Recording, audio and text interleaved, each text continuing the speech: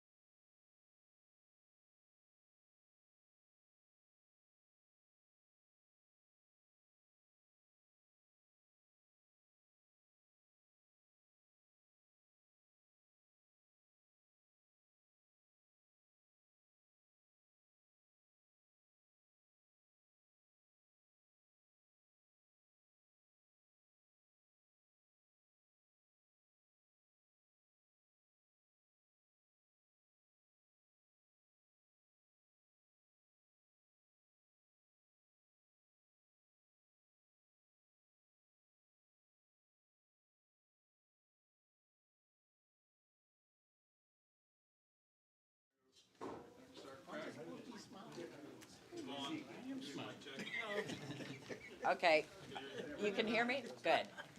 All right, everybody, we'll get started in a little bit. Once the show kicks off, Mark Prue's moderating from the Prue Law Office and also is a sponsor for Show Me StreamCast. So stay tuned. We'll get started in a second. Are we going to use iPhone?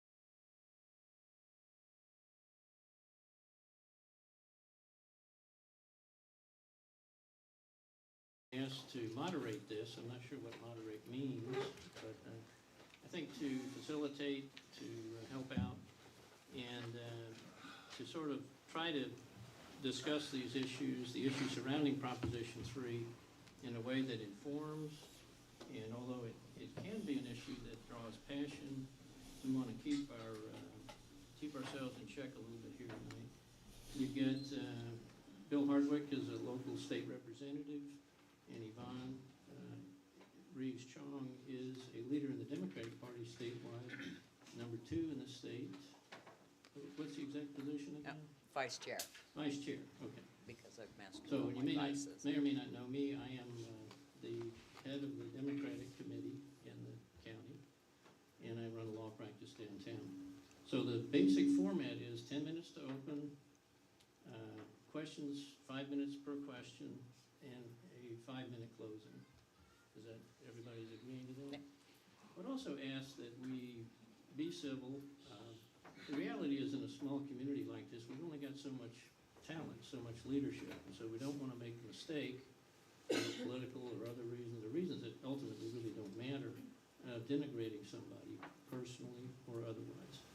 So let's stick to the debate. First thing I did when I was asked to do this is I've employed a good lawyer. My son-in-law, who works for me, is going to give about a 5-minute overview on the issues as he has researched them.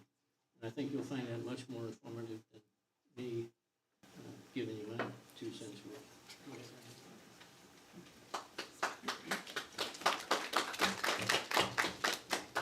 So my name's Randy Gray. I work for Mr. Prue. And the issue really today is Constitutional Amendment number 3, which I'm sure you guys know if you're here, but I'll kind of give you a rundown. And the language really is, do you want to amend the Missouri Constitution to establish a right to make decisions about reproductive health, including abortion and contraceptives and with any governmental interference of that right presumed invalid, remove Missouri's ban on abortion, allow regulation of reproductive health care to improve and maintain the health of the patient, require the government to not discriminate in governmental programs, funding, and other activities against persons providing or obtaining reproductive health care, and allow abortion to be restricted or banned after fetal viability, except to protect the life or health of the woman. So really, we're looking at viability and the liability of like healthcare professionals, because right now it's a Class B felony to treat, provide abortion care. So that's really our issues for today. Thank you. Even less than 5 minutes, even better. So at this point, who wants to go first? Have we done a coin toss? After you. Okay.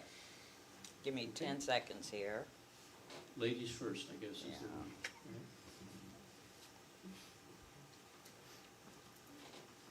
Right? And Yeah. probably we'll reverse that for closing then. Yeah, that'll be fine. Okay.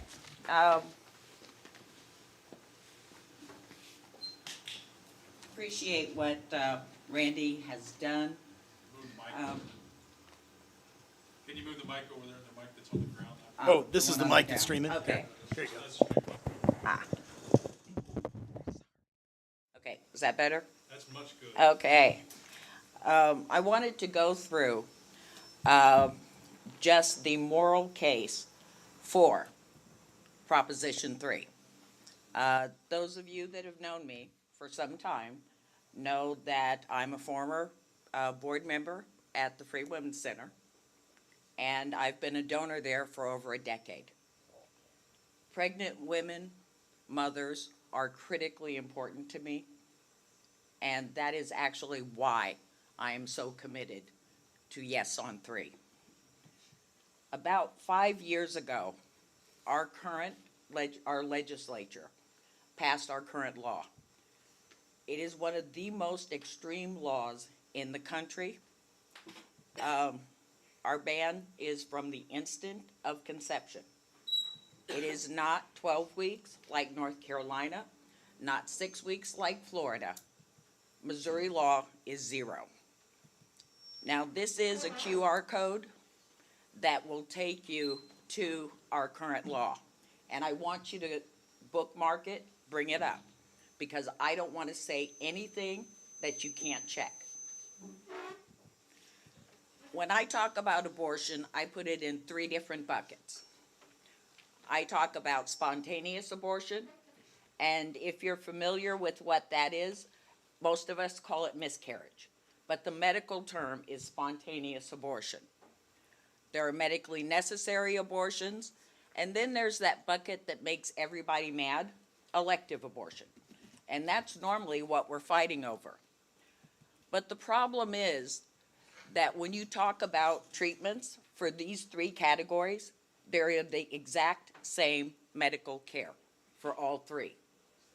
So that when you ban a medicine to restrict an elective abortion, you are also restricting miscarriage care. Miscarriages are about 20 to 30% of all pregnancies.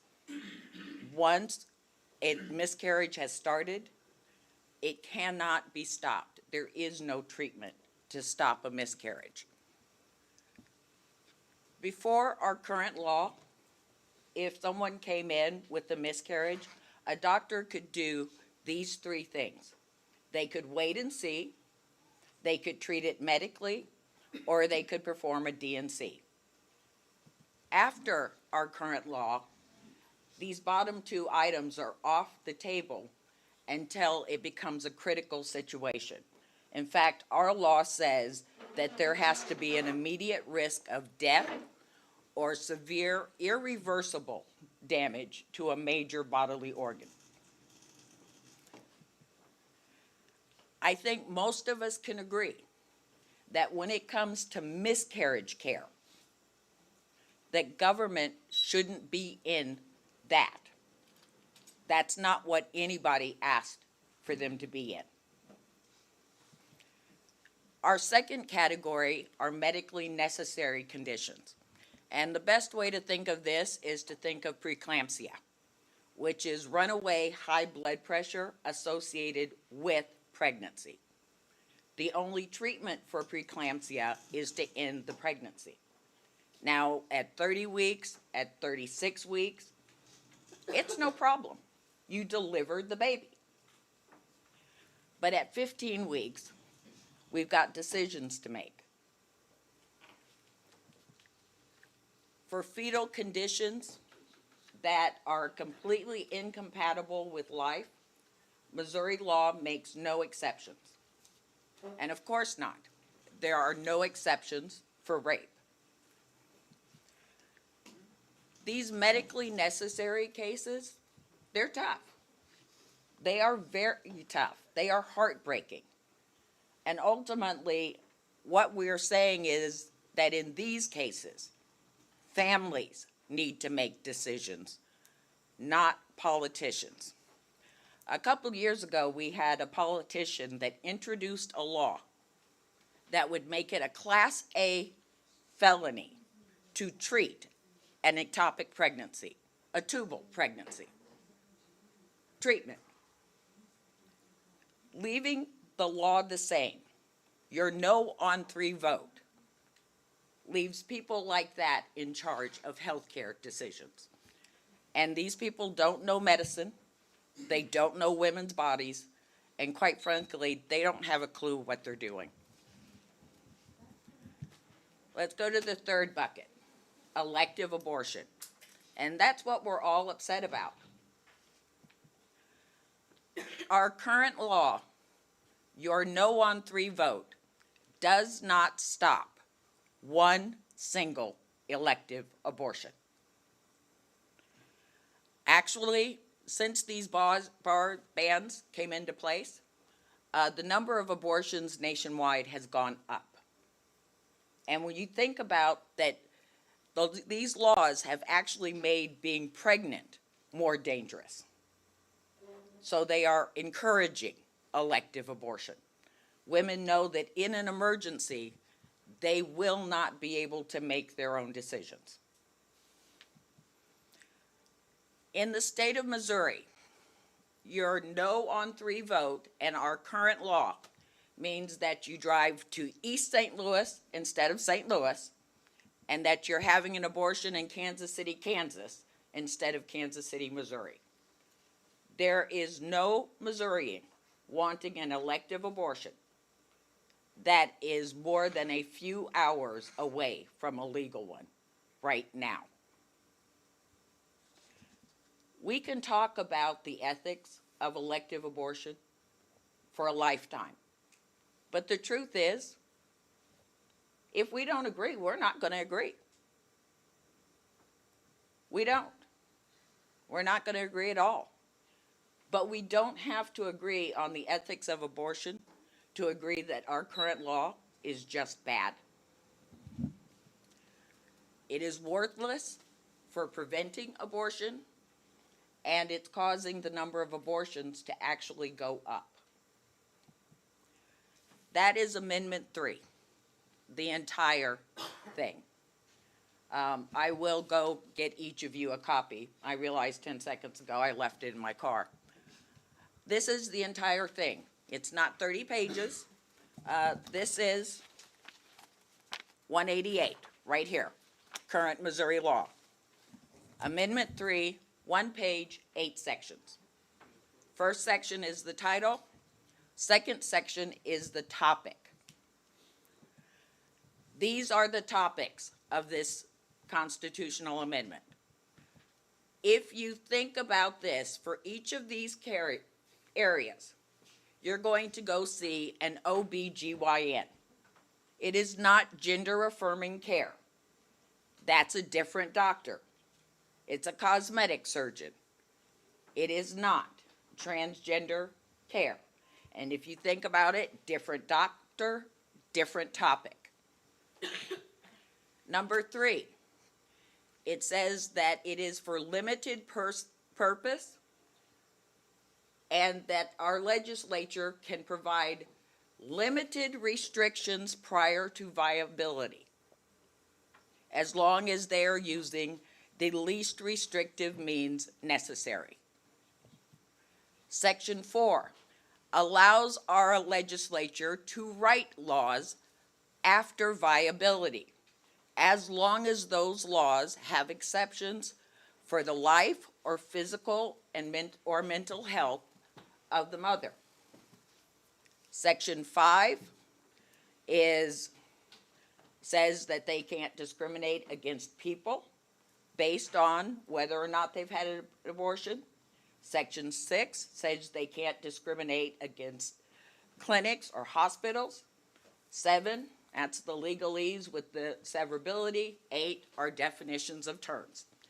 That is the entire amendment. So, that's it. Least restrictive laws, then fetal viability, then government can write laws. For those that say it goes too far, I'm going to say our government's going to have to get in mode and write reasonable, least restrictive laws. Vote on 3 protects no one. Yeah. The no on 3 vote protects no one. It does not stop what it says it stops. It encourages abortion, but it does stop a lot of women from getting the health care they need in a timely manner. Yes on 3 is actually the only moral position. Yes, and. Yes, and we get to work, doing the work, to make this a better state for pregnant women. Which means that we're going to have to do the things that stop people from making that choice in the first place. That's why I've supported the Free Women's Center for over a decade. That's what stops elective abortion, not abortion bans.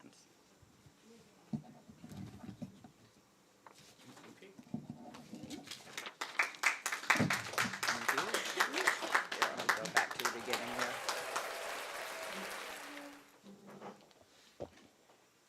You can use any of her slides you'd like to. Any of her slides.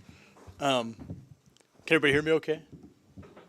I'm Bill Hardwick. I'm your state representative. And I'm going to make the argument to you tonight that you should vote no on Amendment 3. And I know Amendment 3 has, and I'll just walk over here. It might hear me better. I know this is an issue that there's a lot of emotion to it, and there's a lot of people who feel strong ways both sides. There's been a lot of heated discussions already. So some people may say, well, why is our state rep waiting into this thing that people aren't going to be happy with when he's talking? And I think as your representative, I need to talk about things that are very, very important, that we get to major decision points in our state and what we decide to do. And I think it's really important that we as a people and we as a state choose to protect life and not to destroy life. So the issue before us is whether or not we should have an amendment to the Missouri Constitution that confers a fundamental right to an abortion. That right to take the life of another person should be in the Missouri Constitution. And it's been said the issue is not whether or not there's a human life. I think maybe we can all agree that there is a human life, that there's a human being there. That's not the issue. You know, and to go on that, we don't say she's a woman with fetus or she's a woman with a cluster of cells. We say the term we've said even before medical science, she's a woman with child. There's a human life there. But the question that I want each of us to ask ourselves if we're deciding whether or not to put abortion into the Missouri Constitution is, does life matter at all? Is life worth protecting? And if you think that human life matters, this is the first question I want to discuss tonight. If you think human life matters, why does human life matter? Why is it worth not just protecting the elderly, people with disabilities, people of all backgrounds? Why is it also worth protecting unborn children and the lives that are forthcoming into our society, into our world? I want to read a quote from English poet Malcolm Muggeridge and kind of describe what I think it means for a second. So he said this is from 1971. I think about this a lot. This life in us, however low it flickers or fiercely it burns, is a divine flame, which no man dare presume to put out, be his motives ever so humane and enlightened. To suppose otherwise is to countenance a death wish. Either life is always in all circumstances sacred, or intrinsically of no account. It is inconceivable it should be in some cases the one, and in some cases the other. And what he's saying there is that our lives are something special, right? We're not just a collection of cells. There's something to that. And either every single one of our lives matter and are worthy of protection, or none of our lives do. And I thought tonight at some point I'd start talking about medical science and statistics, and there's no more surgical abortions. But I just thought I would tell you, for what it's worth, for what you'll be able to hear, why I think that life matters to the point, and we should choose to vote to protect life, and we should vote life and not put abortion in the Constitution. And I'll just describe that for a few minutes. So many of you may know that when my mom was pregnant with me, she was 18 years old and not married.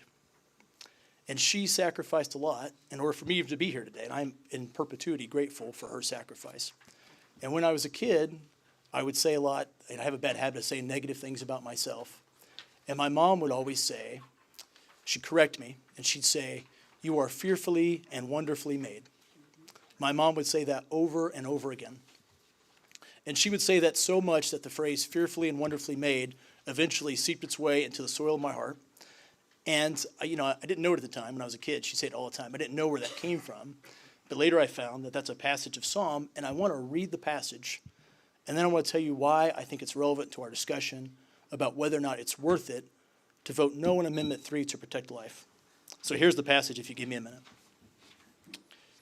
If I say, surely the darkness will hide me, and the light will become night around me, even the darkness will not be dark to you. The night will shine like the day, for the darkness is as light to you. For you created my inmost being. You knit me together in my mother's womb. I praise you because I am fearfully and wonderfully made. Your works are wonderful. I know that full well. My frame was not hidden from you when I was made in the secret place, when I was woven together in the depths of the earth. Your eyes saw my unformed body. All the days ordained for me were written in your book. Before one of them came to be, how precious to me are your thoughts, O God. How vast the sum of them. Were I were to count them, they would outnumber the grains of the sand. And when I awake, I am still with you. So that psalm is King David, and he's talking directly to God. And I think that this life seems like it's kind of rough around the world right now. And I felt the temptation and fear to think that none of our lives matter, that my life's insignificant, and the stars in the sky, and the grains of the sand, that every single one of us are just doomed creatures, and we're not worth protecting. But I want to start by telling you that what David is saying is that before you breathed your very first breath, before you laughed, before you cried, before any of us sinned or did anything wrong, before any of us can even think to ask the Lord for help, God already knew us, and he loved us. The darkness is not dark to him. God has already seen it all. He's seen every bad thing. He's seen it all.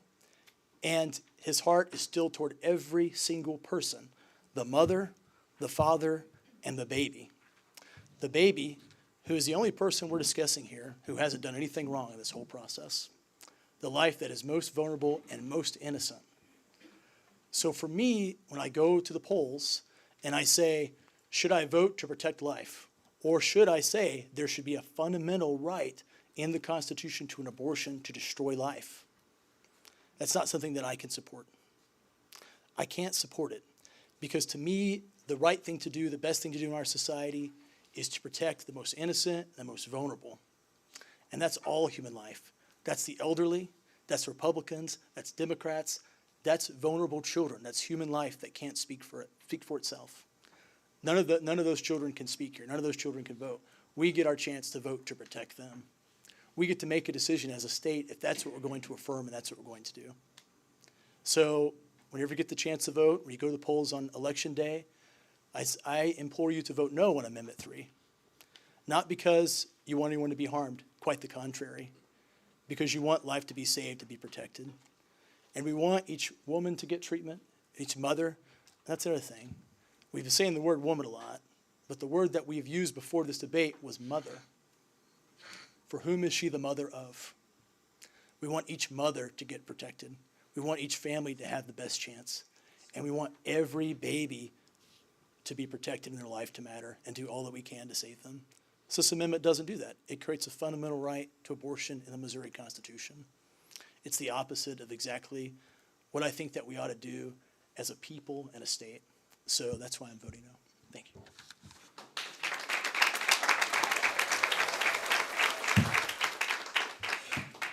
The 1965, the U.S. Supreme Court came out with a case decision called Griswold versus Connecticut. Is everybody familiar with that? It has nothing to do with Chevy Chase or family vacations or any of that stuff, but the state of Connecticut had outlawed the use of contraceptives across the board. You just could not get a prophylactic, you couldn't get birth control, you couldn't get anything, and that was the state law. Well, the U.S. Supreme Court in 1965 said, hey, you know, they did a word search of the Constitution. They can't find anything that speaks to contraception. But they said, based on a penumbra of rights, they said, they found that privacy interests demand that states be disallowed from doing that, and this because this invades the privacy of citizens. How do you feel about that? Each of you has 5 minutes. Should we just start? Yeah. Okay. I am familiar with Griswold versus Connecticut, and Griswold found that, as Mark said, that the Bill of Rights was an exhaustive list of rights, and that's true. The Ninth Amendment says there are more rights that people have than are enumerated in the Bill of Rights. Now, whether or not we want to ban birth control, we don't. I never voted to ban birth control. That's not even the issue before us. The question that was decided in Roe versus Wade, and then in Planned Parenthood versus Casey in 1992, and then Dobbs a couple years ago, was whether the federal Constitution guarantees a right to abortion that prevented the state from regulating it.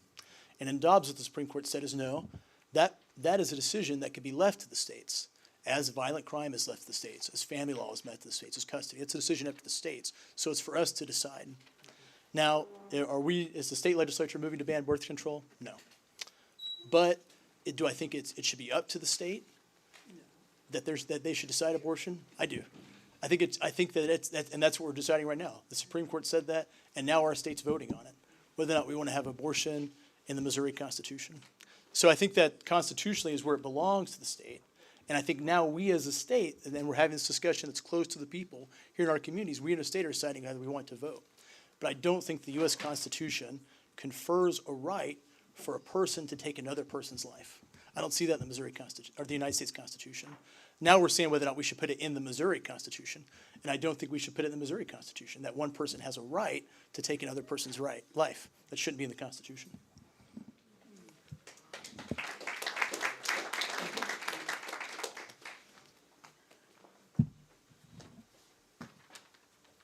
Okay, I'm going to be a little bit of a detriment here. I'm not an attorney. If I understand, Griswold established privacy rights, correct? Yeah, and honestly, fundamentally, that is the government butt out. Privacy rights is fundamentally our own right to make each of our own ethical decisions, whether that be birth control, how we're going to handle our miscarriage, because it's very easy to keep going to, we're going to ban, we want to ban elective abortion, but we are forgetting miscarriage care. Does the state have the right to tell you how sick you have to be before the doctor can try to manage your miscarriage? And I'm going to take a little bit of exception with what you said. In the current Missouri law, you guys had the link. It's section 188.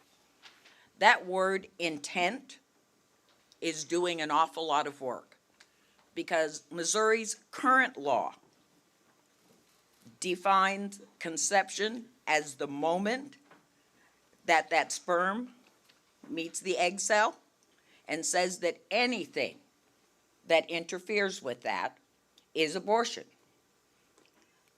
that is a tertiary method that birth control pills work. That is a tertiary method of how IUDs work. That is what endangers IVF.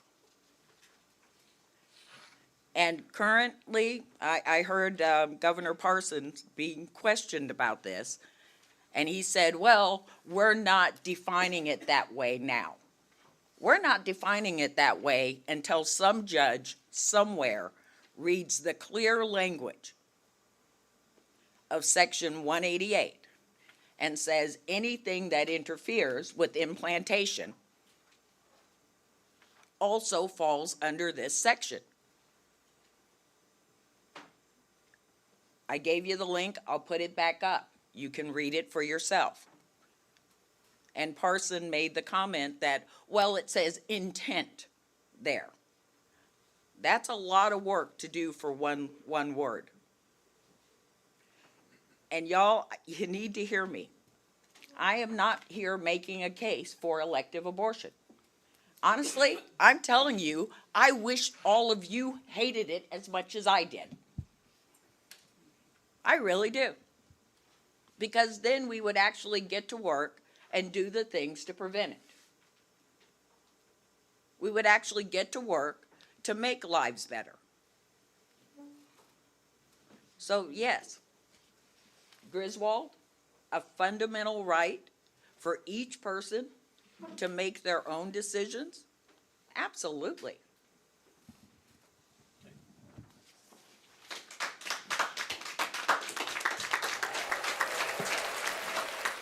I'm reading, as I sometimes do, from the constitutional amendment, and it says, establish a right to make decisions about reproductive health, including abortion and contraceptives, with any governmental interference of that right presumed invalid. So, Bill and Yvonne, in any order, should the word contraceptives stay in there, or should that be removed? And if abortion were removed, would that make it okay?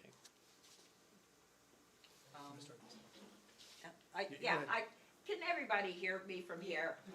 Okay, good, because quite frankly, I'm old, I don't need to be climbing up and down here. I think contraception absolutely belongs in there. I don't think this should go any further than it goes, but given the actions of the Missouri legislature over the years and what they've tried to bring to the floor and the bills that have been filed, I think the amendment correctly identifies the issues. I think the word contraception and miscarriage care is in there so that people will think that this amendment is something that it's not and vote for it.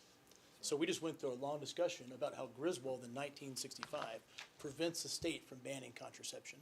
So if there's a federal right to prevent contraception, why do we have an amendment in the Missouri Constitution that says we have to have right to contraceptive care, except to hide the fact that in that same string of sentences is the word abortion?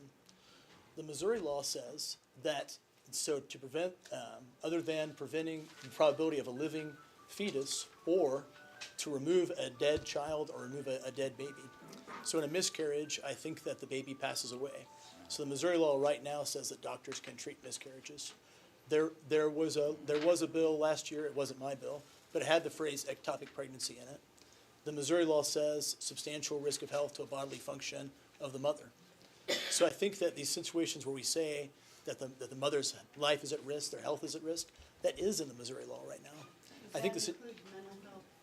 So what it says is, let me just read to you the phrase actually. So medical emergency is a condition which, based on reasonable medical judgment, so complicates the medical condition of a pregnant woman as to necessitate the immediate abortion of a pregnancy, to avert the death of a pregnant woman, for which they will create a serious risk of substantial, irreversible physical impairment to a major bodily function. And that's in the physician's best medical judgment. So the law doesn't prosecute women. That's not the law Missouri has. The law says a physician makes a medical judgment about an impairment of a woman's bodily health. Now, some people say that's mental health. Some people say that's ability to conceive again and have child again. But I don't think that the fact pattern of a miscarriage or somebody who is dying is a situation the Missouri law forbids treatment of. I just don't think that's true at all. I think that like to the issue of whether or not contraception should be in there, I think contraception and miscarriage is in there so people think of these scenarios like that where there's broad support, but they avoid the fact that we're having a fundamental right to an abortion that requires the state to show a compelling interest, a compelling government interest to regulate, which is not something that most people support. So it's structured in a way to gain support and gain votes, but what it does is not something I think the majority of Missourians would ultimately support. Then why didn't they address spontaneous abortion in that? Because that is medically what a miscarriage is. Let's not massage it with the popular miscarriage. Sure. No, it is a spontaneous abortion. The type of abortion that occurs then is not necessarily where the fetus is expelled.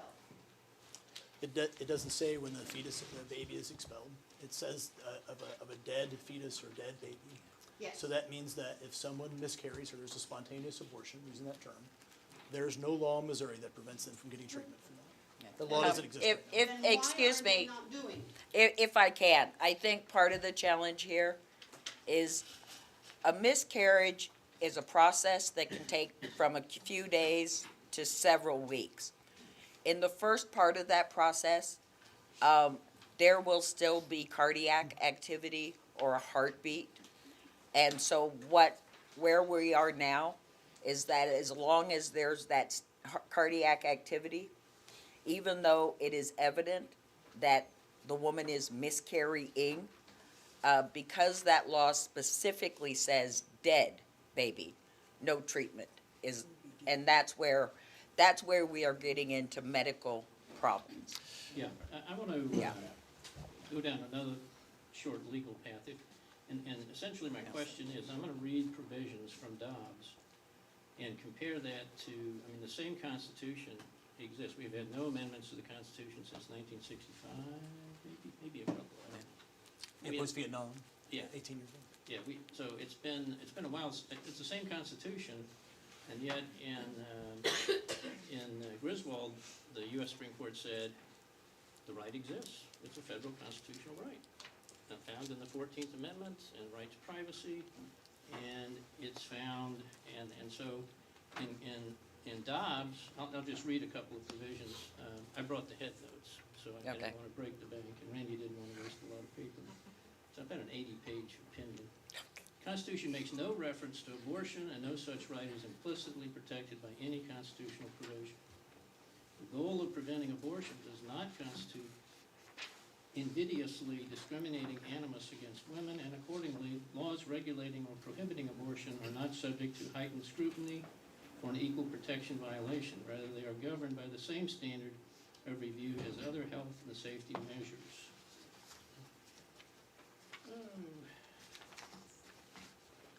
Roe was more than wrong, and it stood on exceptionally weak grounds in finding that the Constitution implicitly conferred a right to obtain an abortion while failing to ground its decision in text, history, or precedent, and instead relying on erroneous historical narrative and devoting attention to and presumably relying on matters that had no bearing on the Constitution's meaning, and also announcing rule that states could not protect fetal life prior to viability, thereby addressing an issue not raised by any party without providing plausible explanation for the rule under the U.S. Constitution's 14th Amendment.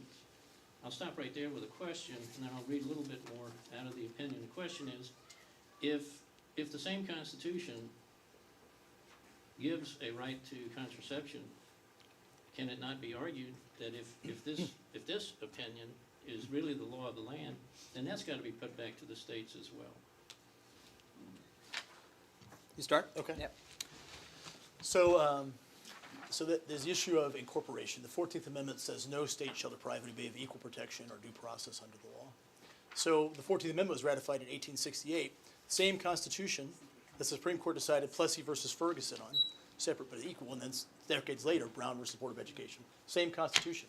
Different justices came, and they said, I think it means something different. So in the 1970 Roe case, the justices were there and they said, we see in the Constitution a right to an abortion. It's not written, it's not specified, but we think that no state can ban abortion because this right exists. And so now we have different justices who have a view of more originalism.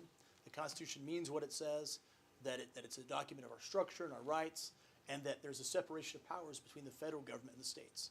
So the federal government's coining money, it's regulating interstate commerce, it's doing foreign affairs, and the states are, just like in that opinion says, regulating the health and welfare of the state. Criminal law and the law of paternity and custody, those things belong to the states, division of powers. So Dobbs says, no, there's not this federal right, but that the other things that kind of belong, that are not written in the Constitution, because the Ninth Amendment says it's not an exhaustive list of rights, but the 10th Amendment says all the powers not given to the federal government here belong to the states. That's what the next amendment says. So Dobbs looks at that amendment a little closer. So I think that's right. I think the Constitution doesn't confer a right to abortion. I don't think that the implications of that are that any right to privacy that's found, not just in the incorporation of the 14th Amendment, or the penumbra rights of the Ninth Amendment, or the privacy rights of the Fourth and Fifth Amendment, I don't think that means that those are abrogated. Dobbs is talking about abortion. It's saying that there's not a constitutional right to abortion in the federal Constitution, and that like many other things, it should be closer to the people for them to decide whether or not they want abortion on demand, abortion all 9 months, abortion regulated, how regulated, up to that individual state. And that's the discussion we're having collectively as a country in each of the laboratories of democracy of the state. To what extent should there be abortion in your state? And another point is, I ask, at what point do you not have the right to take another person's right away? That's another way of, or life away. That's another way of asking the question. Under what circumstances can you take the life of a human being? Because earlier I said, we don't really disagree that there's a human life there. And thus far, nobody has disagreed with me on that point. So what we're really saying is, as a state, we decide when you can take that human life away from that person. So, Does that include everybody? no, I think the mother should be protected So too. you're saying that it's okay to not terminate the pregnancy, but it's okay to terminate the life of the mother? No, I didn't say that at all. Well, that's what it means, because you can't have it both. If she has a miscarriage and does not expel the fetus until she gets sepsis, which at that point could possibly be too late, because let's face it, we've had 3 people die, 2 in Texas and 1 in Virginia, I believe.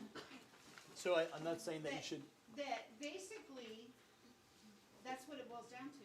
You either terminate the pregnancy and do the D&C to get rid of the fetus that has not expelled, so the mother doesn't die, or you sit back and do nothing, which is what's occurring, which is why our current law is a step too far.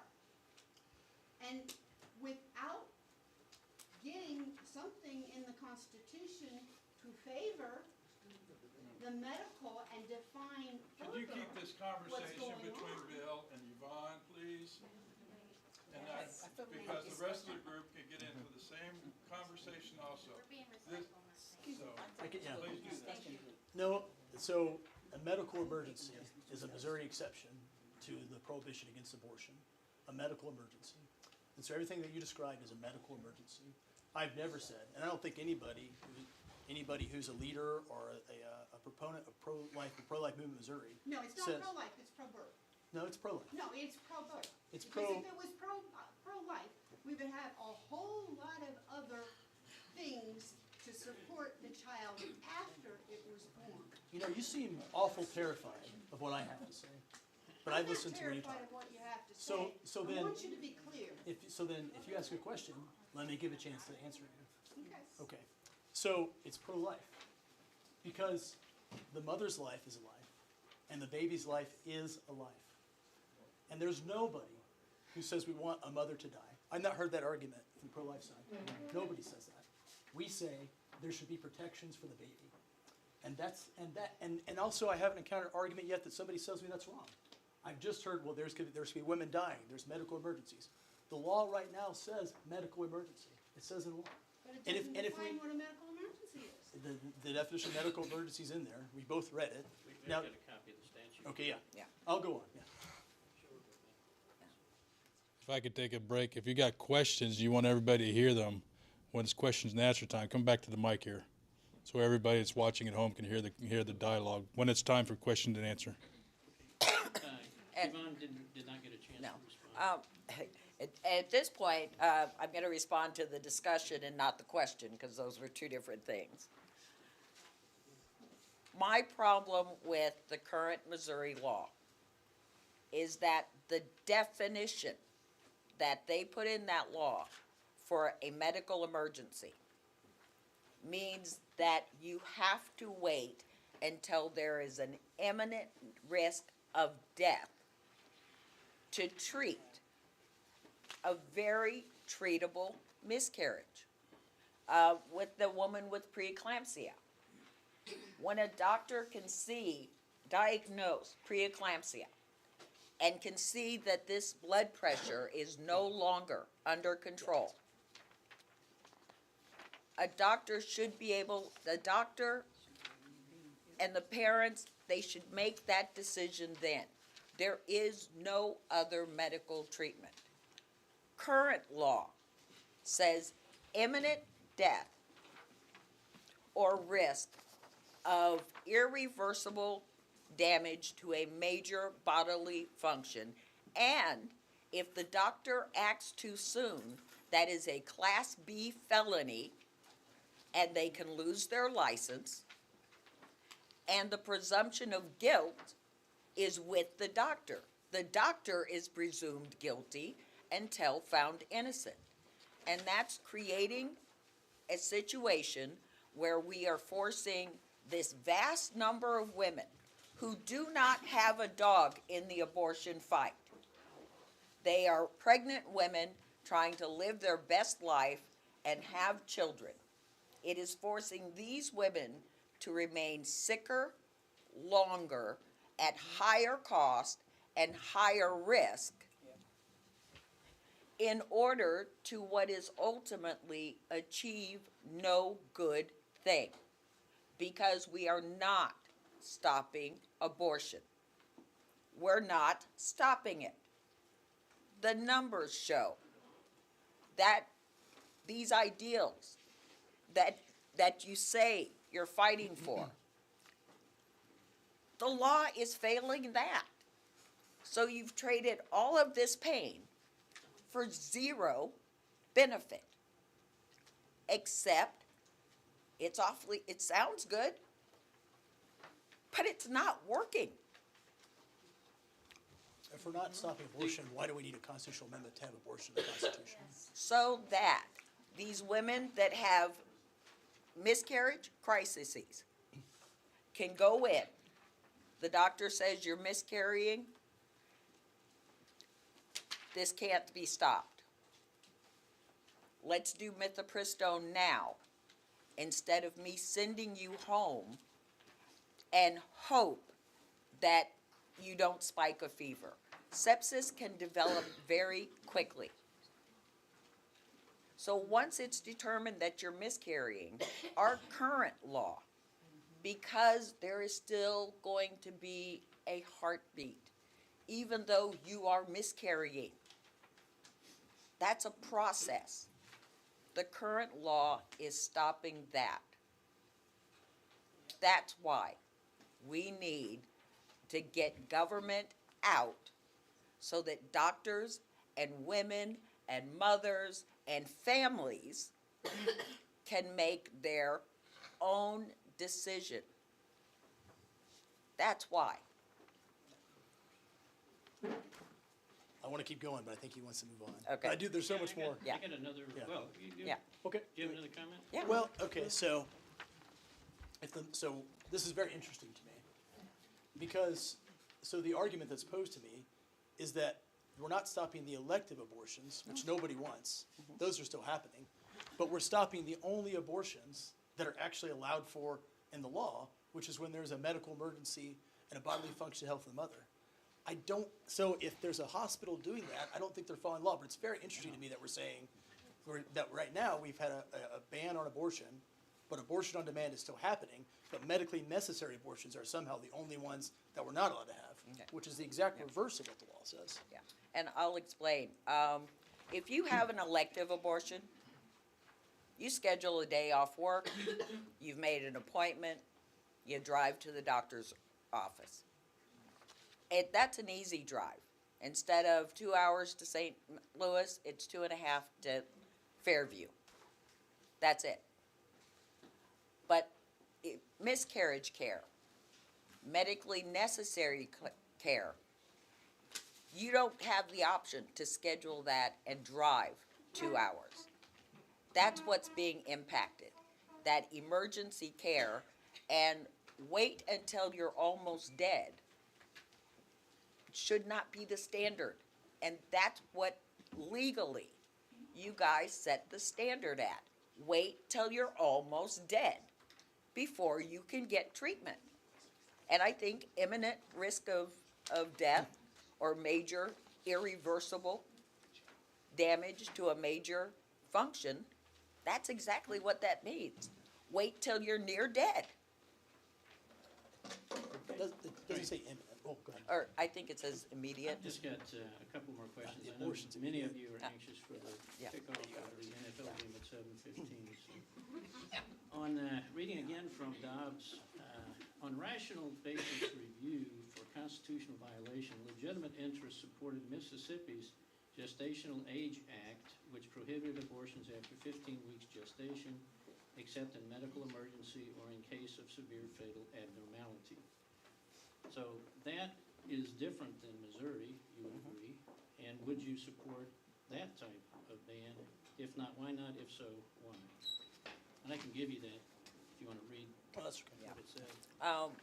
Mississippi is at 15 weeks. And I'm gonna have to say, this is my opinion, okay? Which you're gonna find is gonna differ from many. 15 weeks, I don't have a challenge with that. That's 3 months in. At day one of pregnant, you're 2 weeks pregnant.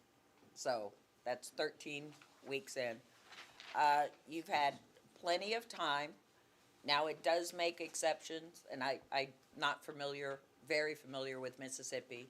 It does have those exceptions in the law.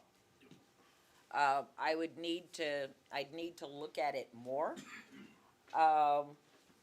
Medical emergency, if we had a reasonable medical clause, I wouldn't be up here swinging so hard.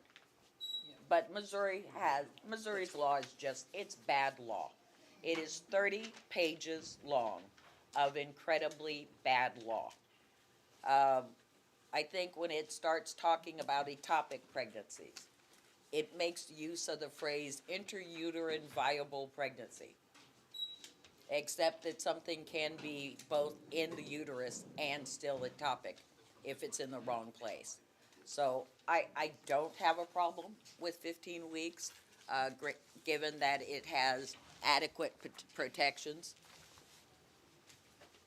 Oh, okay, so next, I've noted that in the last presidential race, the state of Kansas voted 56% to 41% in favor of Donald Trump. On the issue of abortion ban, the very same issue essentially that we're faced with, they voted 59% in favor of a constitutional provision guaranteeing the right to abortion. Why are you worried? Why is anybody worried about this getting passed by the voting public? So, Mark points out is true, that after Dobbs, several states had a measure to legalize abortion, put abortion back on their ballots. And basically, all those states have voted to have abortion back on their ballots. And so I'm worried about that in Missouri because, and I didn't answer the question beforehand, the one about rational basis. Because that's a point to make too, that the rational basis standard means the government needs some reason. But if we give a right to abortion that has strict scrutiny, and the government has to have a compelling interest, that means it's very, very difficult. The favor is to the government not to be able to regulate that. And so maybe we create the right to elect abortion. Many people think it does. I think it might. I think that we need a law that protects the baby and the mother because they are two lives. They are two patients that should be protected. I think that's the good viewpoint. But I also have we talked about polling data that, hey, abortion is now very popular in every state, and the polling data seems that Amendment 3 was going to pass in Missouri. But and that's part of the reason why I'm right here, because I have hopes that people can listen to what we say tonight, and that people can watch the podcast, the video around the state, and they can think about an issue in a different way, and they can think about, okay, Missouri could really be the very first state that takes a statewide vote to protect human life and to protect life, and to prevent something like this that I think has no business being in the Constitution, a fundamental right where there's strict scrutiny on the right imposed upon the courts and their analysis of it that shouldn't be in the Constitution, and that Missouri would be the chance to say that we are going to protect human life. And there is the person that we have always kind of avoided talking about. You know, they say there's a patient and a doctor, but I say there's two patients and a doctor. And so that if there's a baby who's not killed, if there's a life that's not taken, that person gets to live a life. And those generations beyond our discussion here tonight, past the football game, which I think compared to this you shouldn't care about because this is a lot more important. Those future generations, they get to have life, and that we even just change the way we think about what it means for a person to matter. That's part of what it is too. We change what we think about how we should protect human beings. That's a big deal. And even against the polling data and what all of my Democratic colleagues have told me will happen, I have really high hopes still that Missouri will be the first state to say they'll say no to abortion and say yes to life in our state. So Yvonne, the question is based upon that data, why worry? I think ultimately we need to start having these conversations. I think we have so politicized this issue that we have batted around like it's football instead of sitting down saying, what is the problem? I was on the board at the Free Women's Center. I saw those surveys coming in. I saw that 90% of the women coming in wanting an elective abortion were doing so for financial reasons. 90%. So it occurs to me that maybe if we start addressing the problems instead of criminalizing them, maybe we could actually do something. I'm going to take note that Central American countries with the strictest abortion bans on the record also have the highest rates of abortion because of poverty. And that those Scandinavian countries that have some of the most lax abortion laws also have the lowest rates of abortion. We are not putting abortion into the Constitution. We are putting a lot of mind your own business into the Constitution. That we actually are. But I would say more so. Strict scrutiny, and I read the Cole analysis as well. There are restrictions allowed as long as they are limited and the government has a compelling interest. A lot of this is based on prior acts by the legislature, where it became death by legislation with 72-hour rules. Everything to make it a little bit less convenient without dealing with the problems. This is my problem with this bill. We are trading the pain and suffering and sickness of women that don't have a dog in the abortion fight. You're trading. You're miscarrying for weeks instead of going to the doctor and getting treatment. And you're trading that to achieve little or nothing. All you have to do is take a look at just the data. Do you realize that since the Dobbs decision, that in 2023, the numbers of abortions went over 1 million for the first time ever. Ever. After Missouri's ban, after Texas ban, after all these bans, and abortion goes up. Can we take care of the women who need the help and then do the real work, not the cute work, do the real work of addressing the problems that are leading women to choose elective abortion in the first place? So,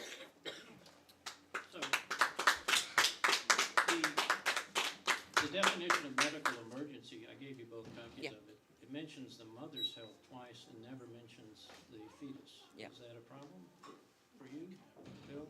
Yvonne? So I want to say that you said that there's no abortion being put in the Constitution.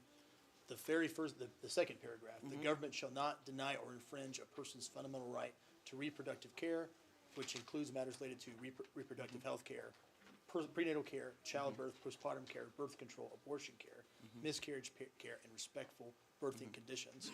We are putting a fundamental right that the government shall not deny or infringe a person's right to Yes. abortion in the Okay. Constitution. And that's a fair comment. That's fair. So so we talked about ectopic pregnancies, and my understanding is that an ectopic pregnancy is a non-viable pregnancy, and you described that as a pregnancy viability is in there.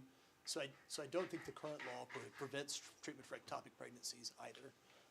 So we talk about whether or not the health of the baby should be can take into consideration, and the law says that there's no intrusive procedure that doesn't increase the likelihood or probability of a live birth or doing what's necessary to remove a non-viable birth.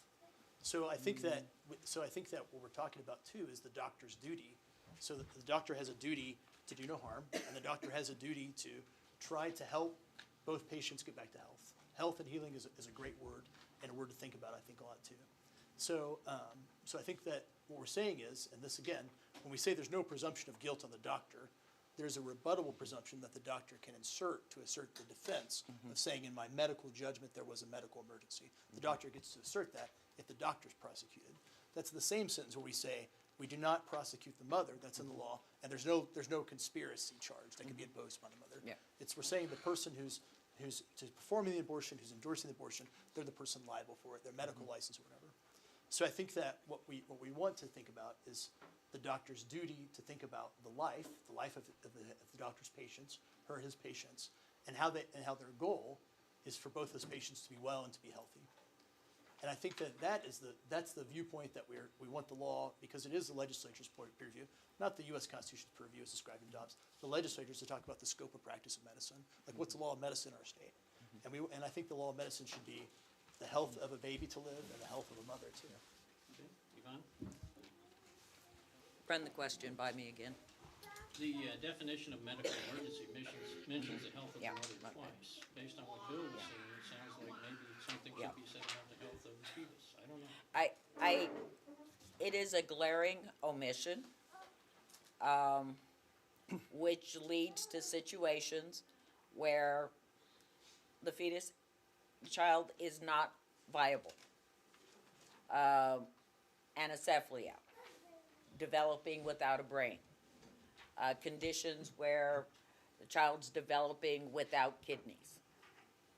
Where you know at the moment of delivery is the moment of that child's death. Now, this is where our omissions do matter. Because a doctor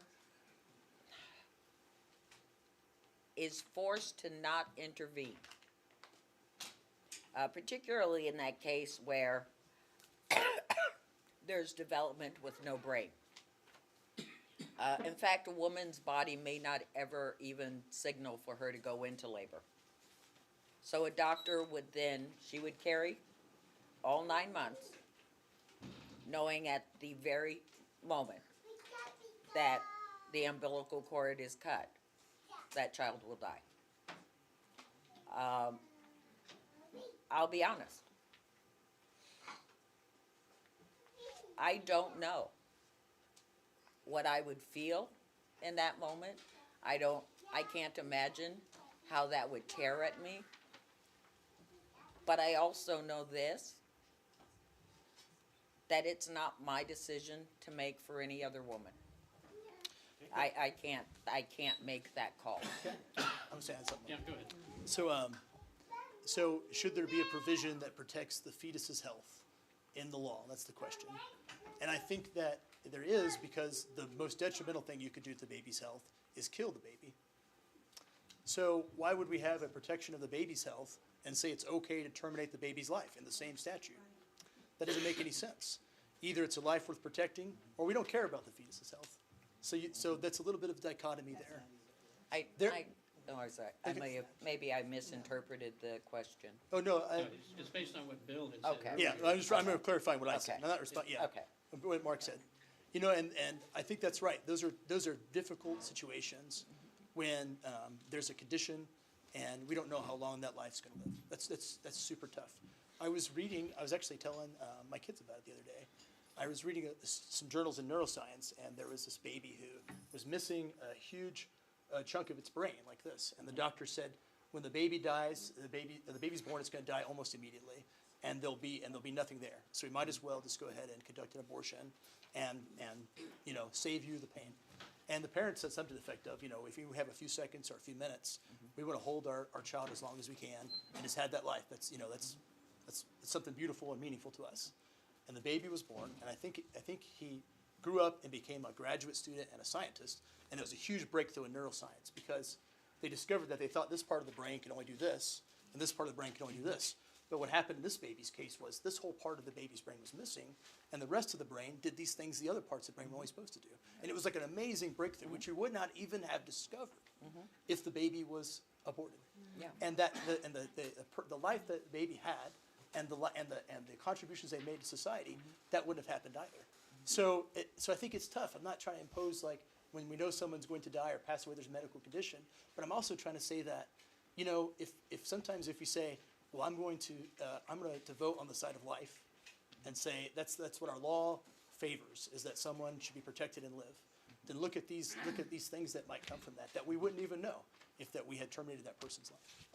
Okay, well, I think it's pretty close to the end. I can honestly say in my case, neither of you has changed my vote because I voted 2 weeks ago. Yeah.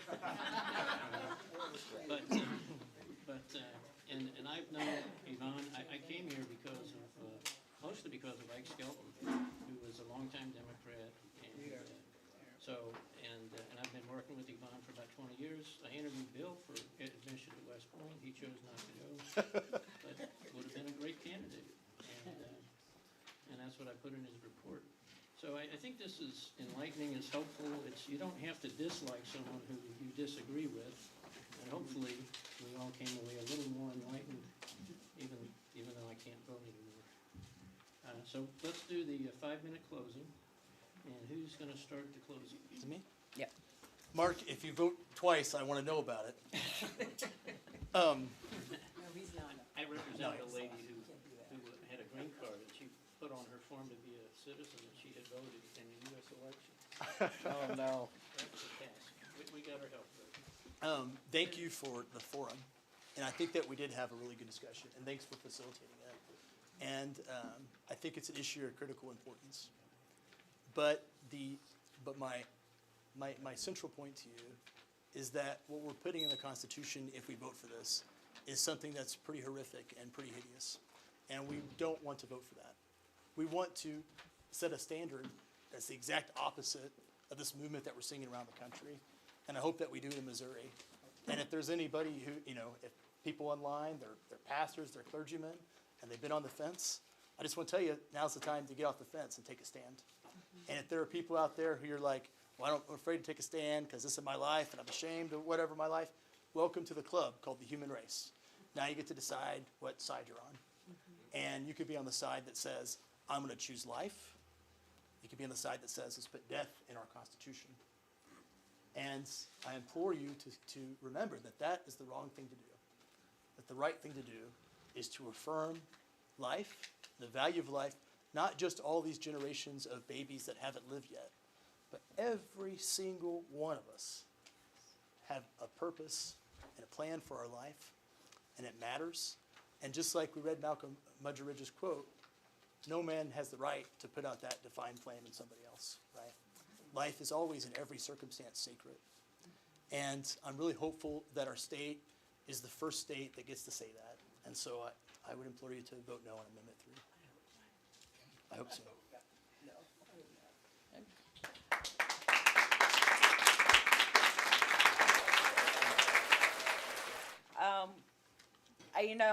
I think we've all seen that movie.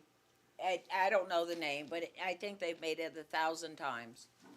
Where the doctor comes out and the husband's standing there and the doctor says, "Sir, I can only save one. Who should I save? The baby or the mother?" My point is, that's not the Missouri government's decision. That belongs to families. Current Missouri law, in all of its 30-page glory, and I encourage you all to read it, because I'm pretty sure it was somebody's campaign brochure. It really was. Current law says that for a miscarriage, a doctor can't treat you until it's bad.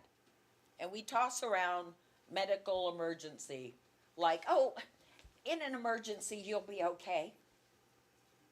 You know, you only have to be sick for a while. Because we decided it's okay for you to be sick. It's okay for you to bleed. I hope you don't die. If you have preeclampsia, how close to death do you have to be before the doctor can act? And it's not self-evident because doctors are not acting. I can come up with 5 stories from this county that I've heard from women this year. You have frozen doctors in their place. And we blithely say that all of this pain and all of this harm is okay because my morals demand your suffering. My decision making makes it okay. I'll have faith for you. Good luck. Some things are not our decisions to make. And they definitely do not belong to politicians. Amen. You don't get to decide. That's what we're saying. You hate abortion? Oh, my goodness. Free Women's Center. Write them a check. And do one every month. Hate abortion. Go do something about it. But this ain't it. Not at all. And nothing in our moralizing or our feelings give us the right to do this to other people. So, yes, I want Missouri to take a stand. I want Missouri to tell government to get back on the sidelines where it belongs.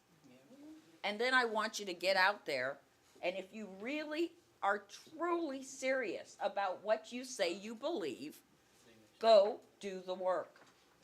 Go do the work. But stop asking government to force other people to do your work. Thank you.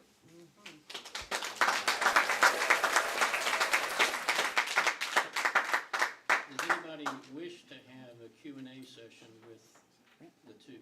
Yes. Come on up. You'd rather use that one? Yeah, that's good. So the crowd can hear you. Yeah, hold it and tell them your name and everything too. Good evening. My name is Antonio Lazax. Most people call me Tony. I'm from Lakeway. can hear me through this, yes? So one thing we haven't spoken about yet, and I have to make a statement to clarify my question so you understand where I'm coming from. And I don't believe in abortion for any reason whatsoever. So that's extreme. And that's basically what we have argumentatively in the Missouri law today. What I've heard today was that the main argument right now opposing what we currently have is that we're not taking care of our mothers in situations where they're at risk in the hospital. We haven't fully defined what that would be correctly enough to take care of the women to the level that people are asking to be taken care of. Fair and reasonable, that anybody would have the courage to stand up and say, I support these women in the decisions with their doctors. And that should be protected, which I completely agree with. I don't necessarily know that I agree that it's not been defined well, but for the sake of my question, let's say that I fully believe that.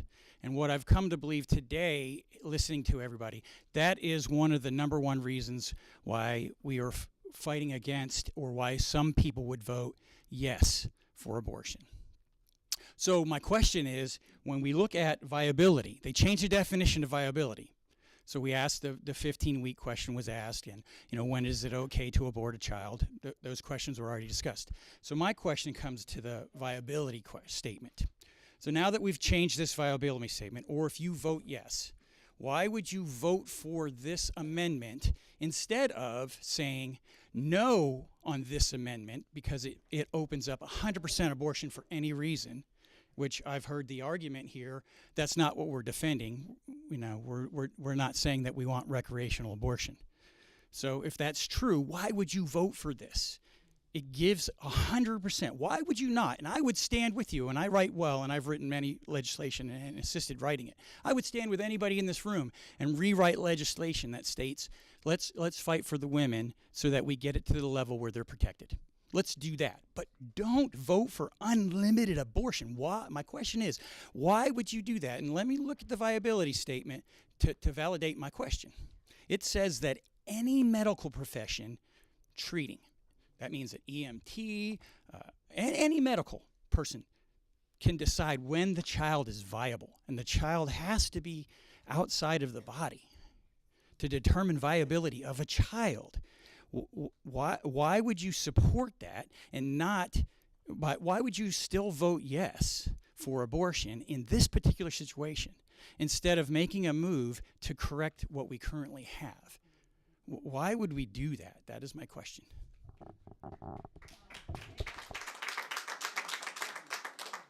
Okay, viability, and I'm going to take some opposition to some of what you've assumed there. Viability is determined by the health professional. Section 3 allows that limited regulation, and that is where the legislature can make that reasonable determination, so not an EMT. It is allowable for our legislature to come in and say a health professional has to be a physician, so that is allowed. After viability, the government is allowed to write laws restricting abortion, as long as there are exceptions for the life or physical and mental health of the woman. So, post-viability, which is defined at the point that the child is likely to survive outside of the uterus, that is a clear medical determination would come in there. So, 4 months pregnant, not likely to survive. 5 months, I think the earliest child that's been born alive was 20 weeks and 5 days. So that's your window of viability. None of that is nebulous. Those are all medical decisions. As far as allowing the legislature to fix what they've done, let's see, last year, there was a bill introduced 2 years ago to make treating an ectopic pregnancy a Class A felony. There were bills introduced to basically restrict your constitutional right to cross state lines. Last year, our legislature only passed 40 bills total, which is the lowest number since COVID. So I don't have any hope that 200 people can make medical decisions by committee. They are not doctors. When I look at this mess that they have put into the Missouri law, it is quite evident they are not doctors. But if you have no faith in them doing that now to correct this law, how do you have faith in them correcting this amendment? Because It's the the same amendment, process. they will write laws, but those laws, and a lot of this will go to court, because they're gonna overreach. They're gonna overreach. But it very clearly states in section 3, they can write limited laws as long as they use the least restrictive means. I have heard there will not be any malpractice laws. Section 3 allows malpractice laws. Section 3 allows them to designate, that who can perform these procedures. They can do this. Section 4 allows them to say no abortion after viability, as long as there is an exception for the life and health of the mother. There is nothing in Section 4 that does not stop them from banning abortion post-viability. Viability goes all the way up till birth. No, viability is, if you'll read it, Clearly written. did you read the definition? It is the time at which life is likely to survive outside of the uterus. It's in section 8.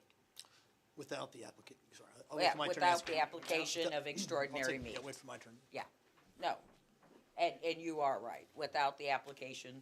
So you can't take the fetus that's born with no brain and put it on a heart-lung machine and keep that fetus going indefinitely. That's it. But So what is a application of extraordinary medical measure? So what baby can live without somebody helping the baby live? And what baby can survive without medical treatment available to it? It seems to me like that is a time that's way further than we think about viability. When can a person live without the aid of medicine? You said earlier, no person has a right to do this to a person. And I look at it again about what legislature the action would take. Infringe upon a person's fundamental right to reproductive freedom, including prenatal care. Who gets prenatal care? The mother and the baby, and then infringe on that person's autonomous decision-making. So I'm almost half inclined as a legislature to say a person, because it says every person has a right to prenatal care. It says every person has a right to autonomous decision-making. I'm almost half inclined if this passes to file a bill that says the fetus is a person, and you can't infringe on their right to prenatal care, and you can't infringe on their right to decision-making. Because if it does pass, I'm not gonna go, man, I guess we have this as law of land. I think I still have a duty to protect the unborn in our state. And isn't personhood already in law? We don't, so many legislators have filed a personhood amendment or personhood bill, Yeah, but there's not a personhood law that achieves Yeah. that effect in Missouri yet. Yeah. There's a personhood statute. ah, Yes. okay, It's in, Yeah. Article, section 1. yeah. It is, but I think in there's still LLC gonna be laws, In the law, an LLC is a person. yeah. I don't know that they have much say in this debate. No birth control for you. Pick it up. Thank you. My name is Ron Calzone. I have to tell you that I'm very encouraged by this. I wish that we had this kind of discussion before bills are filed and before amendments are proposed. Because what I'm seeing here is a tremendous amount of common ground. Really, I think that you two, and I think most of us in this room are in more agreement than we are disagreement about things. And some of the contention, I have a question. Some of the contention, I think, is over definitions. And so, for instance, you were just debating the definition of fetal viability. Well, it says the application of extraordinary medical measures. Extraordinary doesn't include the mom feeding the baby. That's ordinary, not extraordinary. But what is extraordinary is any visit to the NICU. You know, so if the baby has to spend an hour in the NICU, that is extraordinary. And a lot of babies, a lot of full-term babies have to spend a day or two or a week in the NICU. If they have to go under the belly lights, they have to, you know, so if they're jaundice, they have to go to NICU oftentimes to go just to lay under lights. You know, so that would negate the fetal viability aspect. So I say that to make this point. Well, then let me make up one other point. In subdivision 4, there's something in here that I call the mental health loophole. The mental health loophole negates everything. I mean, that is the thing that negates anything that the legislature can do to restrict any kind of abortion, full-term abortion, parth abortion, abortions that inflict pain on the baby while they're being born. And so I think what we have here is I think if you're right, Yvonne, if you're right about the implications to dealing with spontaneous abortions, miscarriages, our law needs to be fixed. And it was too extreme. I spend a lot of time at the Capitol myself. Tony, we run into each other up there. Okay. So, and I'm not happy with the legislative process at all. I think it's a mess. And so you do see garbage coming out of it. It needs to be fixed. And there's no doubt. In fact, I've got a problem with the rebuttal provision in this. You know, I think there's a little bit. The doctors are guilty until proven innocent in the bill. I think that probably needs to be fixed. You know, so there definitely something needs to be fixed. But legislatively, at least it can be fixed. If it's put in the Constitution, there's probably no fixing it.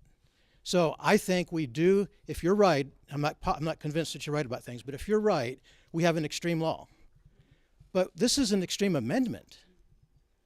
So I'm tired of being given false choices, which is usually the case when we have to vote for elected representatives. You know, we usually don't get our first choice. It's usually two bad choices. So this is my question, and this is not too much different than Tony's question, except for this: I understand your distrust of the General Assembly fixing it, but all of the money that's been spent on this could have been spent on putting a statutory fix on the ballot.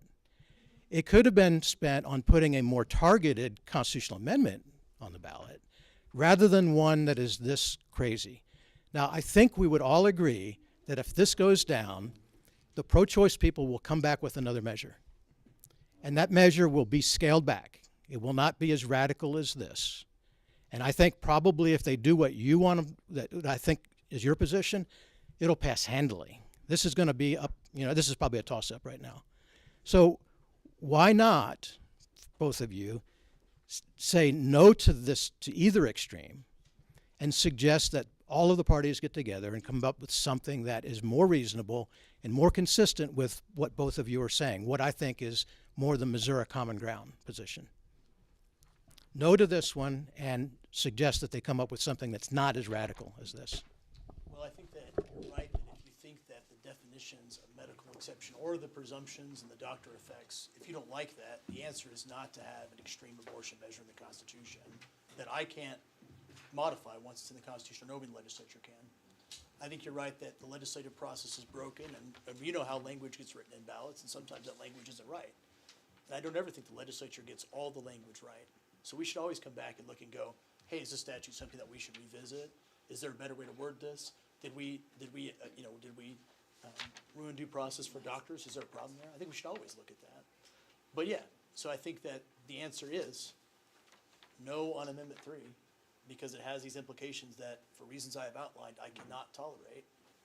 And then let's look at if the medical exceptions are worded right, because you know the intent that I want to achieve. I kind of described that too.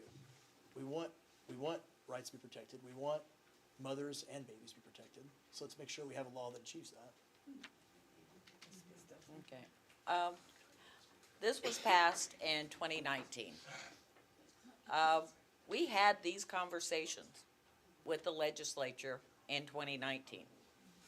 And I think right after you were sworn in, you and I had this conversation in my office about this law in 2019.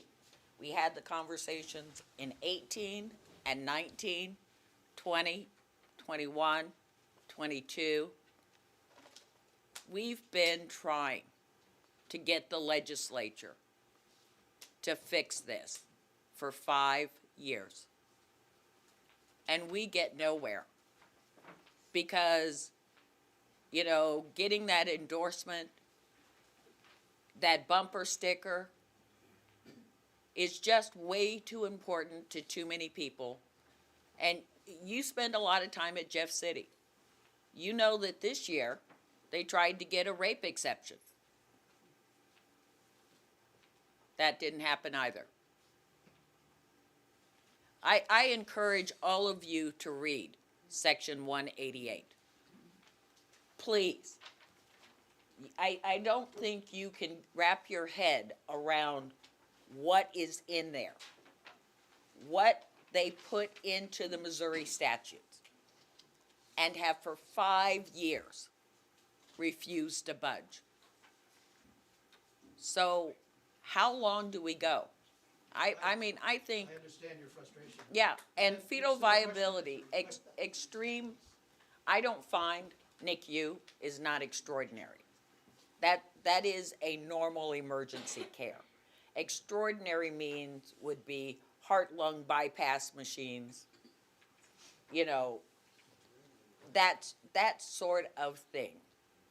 It would have to be extraordinary, yeah. Why not make them come back with another ballot measure that doesn't have the stuff you don't like in it? I have no faith. We've been trying for 5 years. No, I'm talking about a ballot measure. A ballot measure, if they put in a ballot measure, do you guys remember the puppy mill laws? Remember when we all went and we all voted, no puppy mills? And the very first section they came back, they went, yeah. I mean, If a we, ballot measure for a constitutional amendment. honestly, they had us, we had to fight, 18 months for our current Missouri governor, our government pulled every trick in the book. They drug us out. What should have been circulated for signatures 18 months prior to when it was, we have been, some of these things I can tell you for sure, our definition, we are solid, because I think we've been to the Supreme Court already, 4 times? 4 times. Our Secretary of State and the Attorney General have been playing political games, and 4 times we've had to go to court, then to the appellate court, then to the Supreme Court.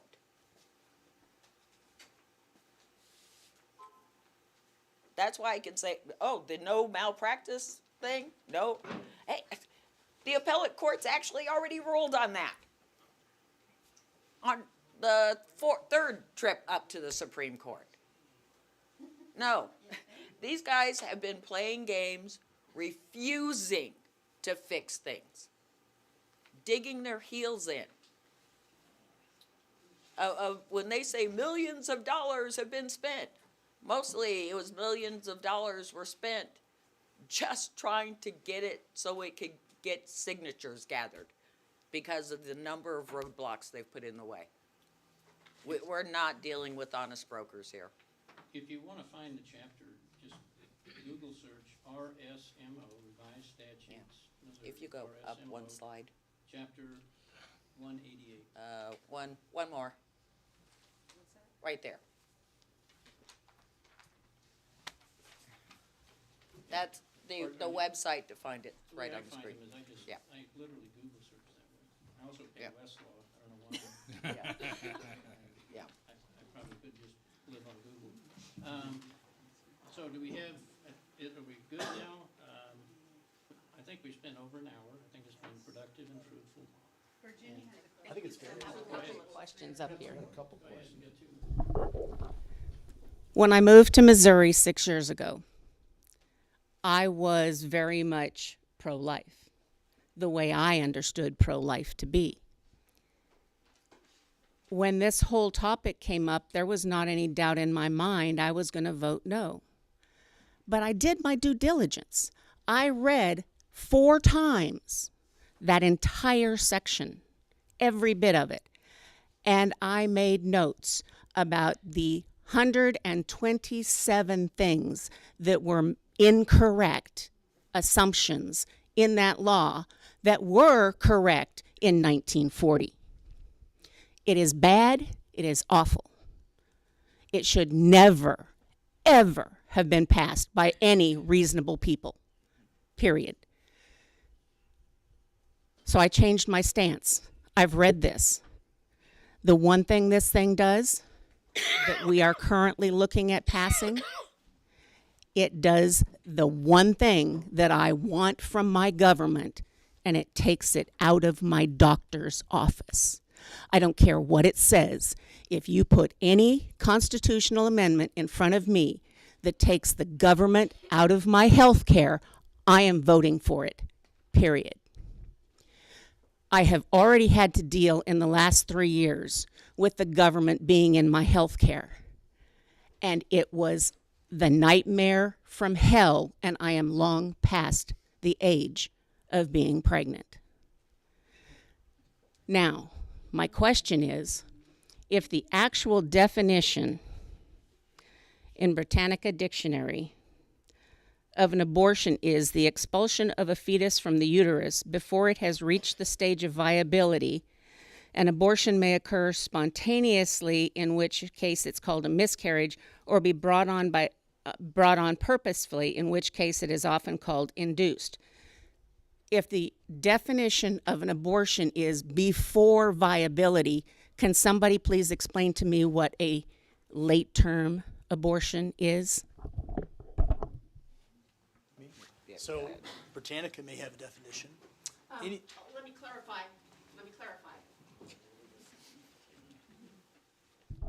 That was the definition in every dictionary I could find. Every dictionary in the world may have a definition. In the universe may have a definition. But if you put a definition into the Constitution or into the statute, then that is the law in our state. And if the definition that's in the Constitution or statute says that viability is an extraordinary medical measure, that there's a compelling interest, then I think a lot of people read it reasonably to say that there is abortions the entire pregnancy that someone has a right to in the state of Missouri if this becomes the law. The definition that goes into law is the definition that is legally in effect on people. And that's what we're trying to decide. The government, go ahead. You haven't answered the question. The question is, define late-term abortion. A late-term abortion is an abortion that occurs late in the term of the pregnancy. No, it's not self-explanatory because I just read you the definition. So show me, tell me how you have read in any, either the current or the amendment, what a late-term abortion is. Well, I think a lot of people read, so remember Roe has a trimester framework, right? Roe has a different role the state can play in each of the 3 trimesters.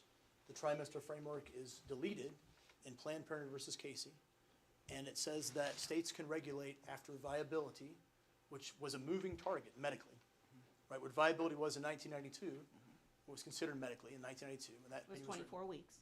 Yeah, and over time, and as we discussed, there's kind of an issue. There's a little bit of a difficult issue determining what is viability for a human being and when a human's viable. And so what many laws had done is they said after 20 weeks, after 24 weeks, we'll call that late term. And that definition is by statute. Even the federal, what they call partial birth abortion ban that happened in the early 2000s. Which there is no such animal. Well, so if a statute defines something, then that's the legal definition of it. So if they said that it was in the last trimester. They define something that never happens. Okay, so let's say something never happens and we define it. Does that mean that we shouldn't say that it's illegal? Even if we say it never happens. If we say there are no 3rd trimester abortions, is that a reason for us to say that 3rd trimester elective abortions should be legal? No. It's probably a good idea for the government to say that 3rd trimester elective abortion should not be legal, even if you're saying that it never gets happened. Do you know the current statistics on abortions? Now, I don't know probably all the numbers and statistics you got. The ones that just came out this year in the last couple of months, 99.8% occur before the 20th week, which is before any definition of viability in any dictionary and any medical book. So 0.2% are the only thing we're talking about here, and most every one of those is what you're calling an abortion is a baby that was not viable and was delivered because it was not viable at any stage. even if it's a minuscule percentage, that doesn't mean that we should legalize it or have an amendment that many people say, no person shall be penalized, prosecuted, subject to adverse action based on their assisting an abortion or having abortion, and that fetal viability, there's significant likelihood of the fetus sustained survival outside the uterus without the application of extraordinary medical measures. That seems to me that that would confer a right and an inability to have adverse action against anyone who killed Read a that life, last to kill a sentence person. again, because it sounded like there was like there was a high probability. And That's we're significant. talking about lives that may not even have a heartbeat. You're still calling that an abortion. That's what's happening. I don't think that miscarriage is criminalized in Missouri law right now. Miscarriage cannot happen after viability. So I don't think, as we talked about common ground, You're talking about the difference between a live birth and a stillborn. so So what you're calling a late-term abortion is a stillborn. And that doesn't need to be regulated. is that your question for me? I don't think a stillborn. Go ahead. If I can help here, spontaneous abortion, and to keep it as simple as possible, I said that it's a miscarriage. Okay. Prior to 20 weeks, a spontaneous abortion is called a miscarriage. After 20 weeks, a spontaneous abortion is called stillbirth. That they are just two non-medical phrases that encompass spontaneous abortion. That's kind of what we have. You are absolutely I correct. think ultimately, fetal viability, the legislature can write reasonable law after Section 4, after viability. So that if there are not laws, it's because our legislature did not do its job. Only thing we're saying is write the law. Ban abortion after viability, as long as you have an exception for the life and physical or mental health of the mother. I'll work with you on it. Let's do it. It is allowable. I think earlier mentioned there's a lot of common ground, and I think that there is about protecting the mother's health and about making sure there's treatment for things like ectopic pregnancies and for spontaneous abortions or stillborn children or miscarriages. I think we have a lot of agreement on that.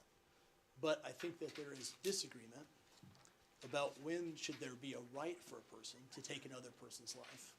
And that's the question that I have yet to have answered.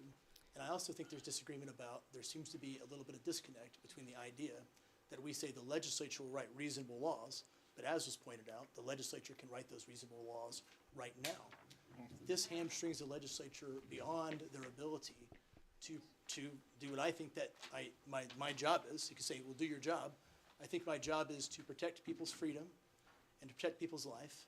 And I also think people say, I want the government out of my life, I want the government out of my health care.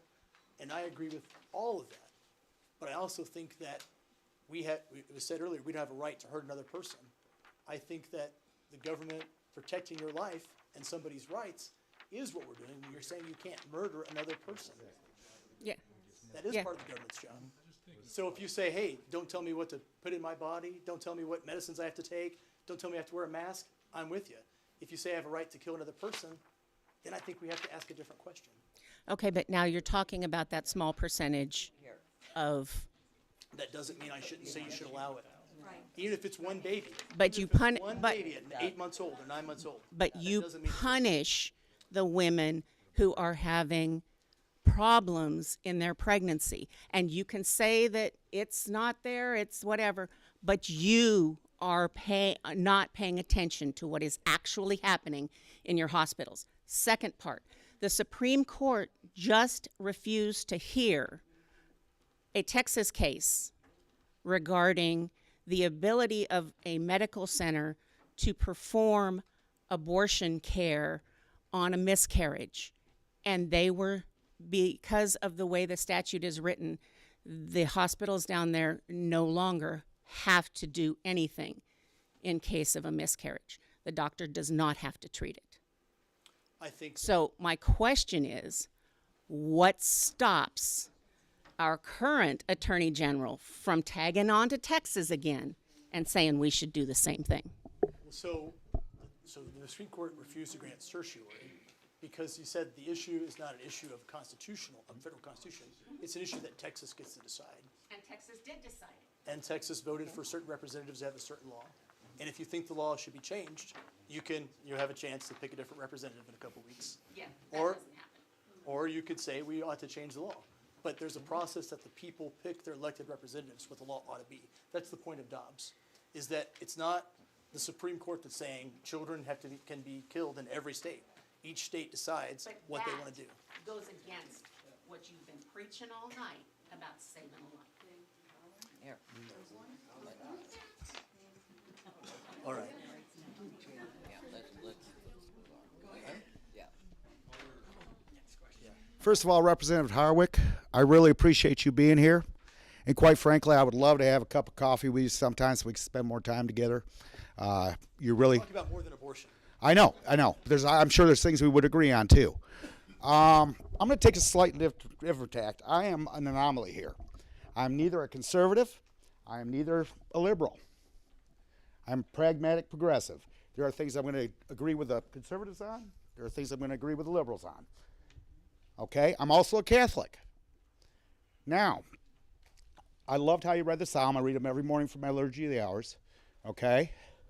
However, the only thing written pertaining to abortion in the scriptures is found in Numbers 5, which permits it in the case of an illicit pregnancy.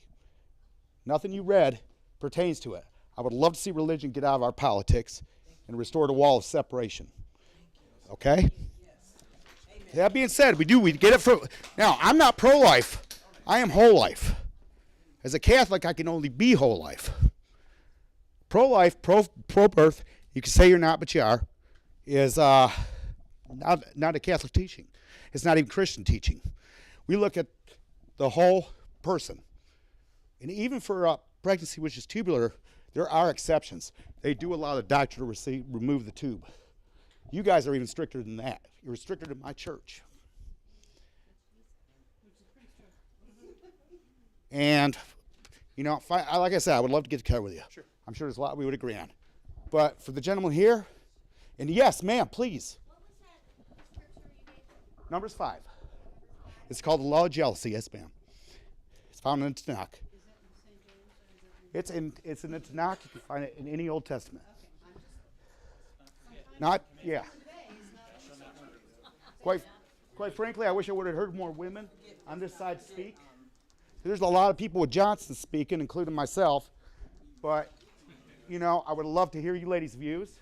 I'm kind of a life student, and I would love to hear you ladies' views. I was having a conversation with one on your page, and I feel we were getting somewhere. But as far as telling our women to be silent, progressive women are not going to be silent. They're not going to go back. Just a moment, before you say that, what I was saying is, it wasn't the time or the moment for the crowd to get into the conversation. That debate was being done between Yvonne and Bill, and I knew that there was... And yet you felt that you had to put yourself into it. If you wanted to turn around... Yeah. Well, I think you owe her an apology, sir. Yeah, I think you owe her an apology. go ahead. You can finish your question if you want to. Yeah. But yeah, so what I'm asking is, can we get the religion out of politics? Can I not be called a socialist because I want more programs for women and children? Okay? So, I mean, seriously, anytime I bring up programs, I'm called a socialist, a communist by the people on the right. So I want to address what you said and answer your question. So first of That's all, all I'm going to say. I'm going to let you answer. That's okay. If you think that progressive women won't be silenced, you should try talking to conservative women because they have an opinion too. I got right? somebody I really respect. Yeah, yes. that's right. One sitting right next to you right there. So should we take religion out of politics? I raised that question because I ask, well, so I ask a fundamental question, which is why is it wrong to murder another person? Because if you say, so what am I? Now, are we talking sanctioned murder or just Well, give normal murder? me a chance to answer the Definitely, question. right. Yeah, give me a minute. Sometimes I take a little bit to get opposed to my to that, point. too. Sometimes I take a few seconds to get to what I'm trying to say. So give me a minute. So if I'm just, if I am just a bunch of tissues and I'm just a bunch of cells, why is it wrong to kill me? And that's the question I was asking. It wasn't that something is alive. It's that is something is alive have value and worth? And is there a reason why we can't take that life from another person? That's the question I'm asking. Okay, So well, I think I'm that, asking you well, because, hang I on. fully agree with you. It'll take me a couple minutes. Yeah, sorry, I take forever. It seems like I talk, but just give me a moment. I'm a terrible public Give me a speaker. couple. You're way better than me. No, not at all. Give me a couple minutes and then I'll let you ask a follow-up. So what I'm saying is, so is there a reason why you can't kill another person? You can't take a life from another person. What is that reason? And I think that, and so I, again, if it's a perfect person, if it's a good Christian, that's not what I'm saying. I'm just saying that I can find meaning in our life to the fact that God's the one that created us and God's the one that says that we're valuable. And for me, that's a reason why we shouldn't hurt other people. But I think you could find different reasons to find that. But we have to have a reason. There's a reason why I can't murder you and I can't take your life from you. There's a reason why it's sacrosanct. And if we say that it's not, that's okay. We could say we're in a Hobbesian state of nature, that we're just trying to kill or be killed, eat or be eaten. A lot of people feel that way, that it just feel as good as you can and don't die, and that's the only rules in life. But if You raised there's an interesting point. I'd like to address that. but if there's something different, right? If there's a reason why you need to respect another person, then, and just like it's like Lincoln said, if A equals B and B equals C, then A equals C. I suck at math. It's a principle of logic that if I'm equal to you and you're equal to you, then we're all equal, right? And so that's the point I was making. But do you think that I should impose my Christianity on other people? No. No. You most definitely I should not. definitely should not. If you want to be an atheist, you can be an atheist in America. If you want to be whatever you want to be, the freedom is freedom for making your own decisions about how you think about God. I believe in that really strongly. But I could say I don't want to impose anything on you, which I don't, and then say, here's what I think, and I have the freedom to do that too. I have a question. Were you a soldier? Either one of you that can't stick around afterwards? I don't know if people. Yeah, they're starting to fit Did out. am I correct in assuming you served, sir? Yeah. Okay. Well, then, were you in Iraq? I was too. 2010, 2011, and we did a lot of good there. We were all about preserving life, but sometimes when we had to do that, we were going out to take lives. You understand what I mean? Same thing with these women. Same thing with these women who are pregnant and they run into a problem. To save their life, we might have to end another life. And I'm going to, are you guys familiar with the trolley problem? It's an ethical problem. You're standing on the switch and a train is coming. We've got one body on one track and 5 bodies on the other track. And what you don't have the ability to do is nothing.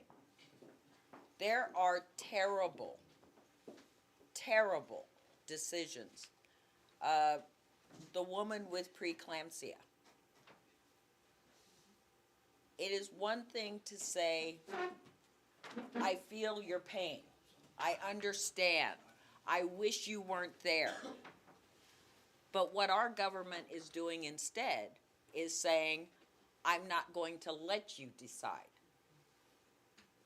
When I was in my 20s, I had a friend who was pregnant that had a 2-year-old son. Just gotten out of an abusive relationship. And I remember sitting there and talking with her all night while she explained to me, the dangers. She was the only one there to take care of her 2-year-old. And that if she continued the pregnancy, she not only endangered her life, but she endangered the only parent her son had.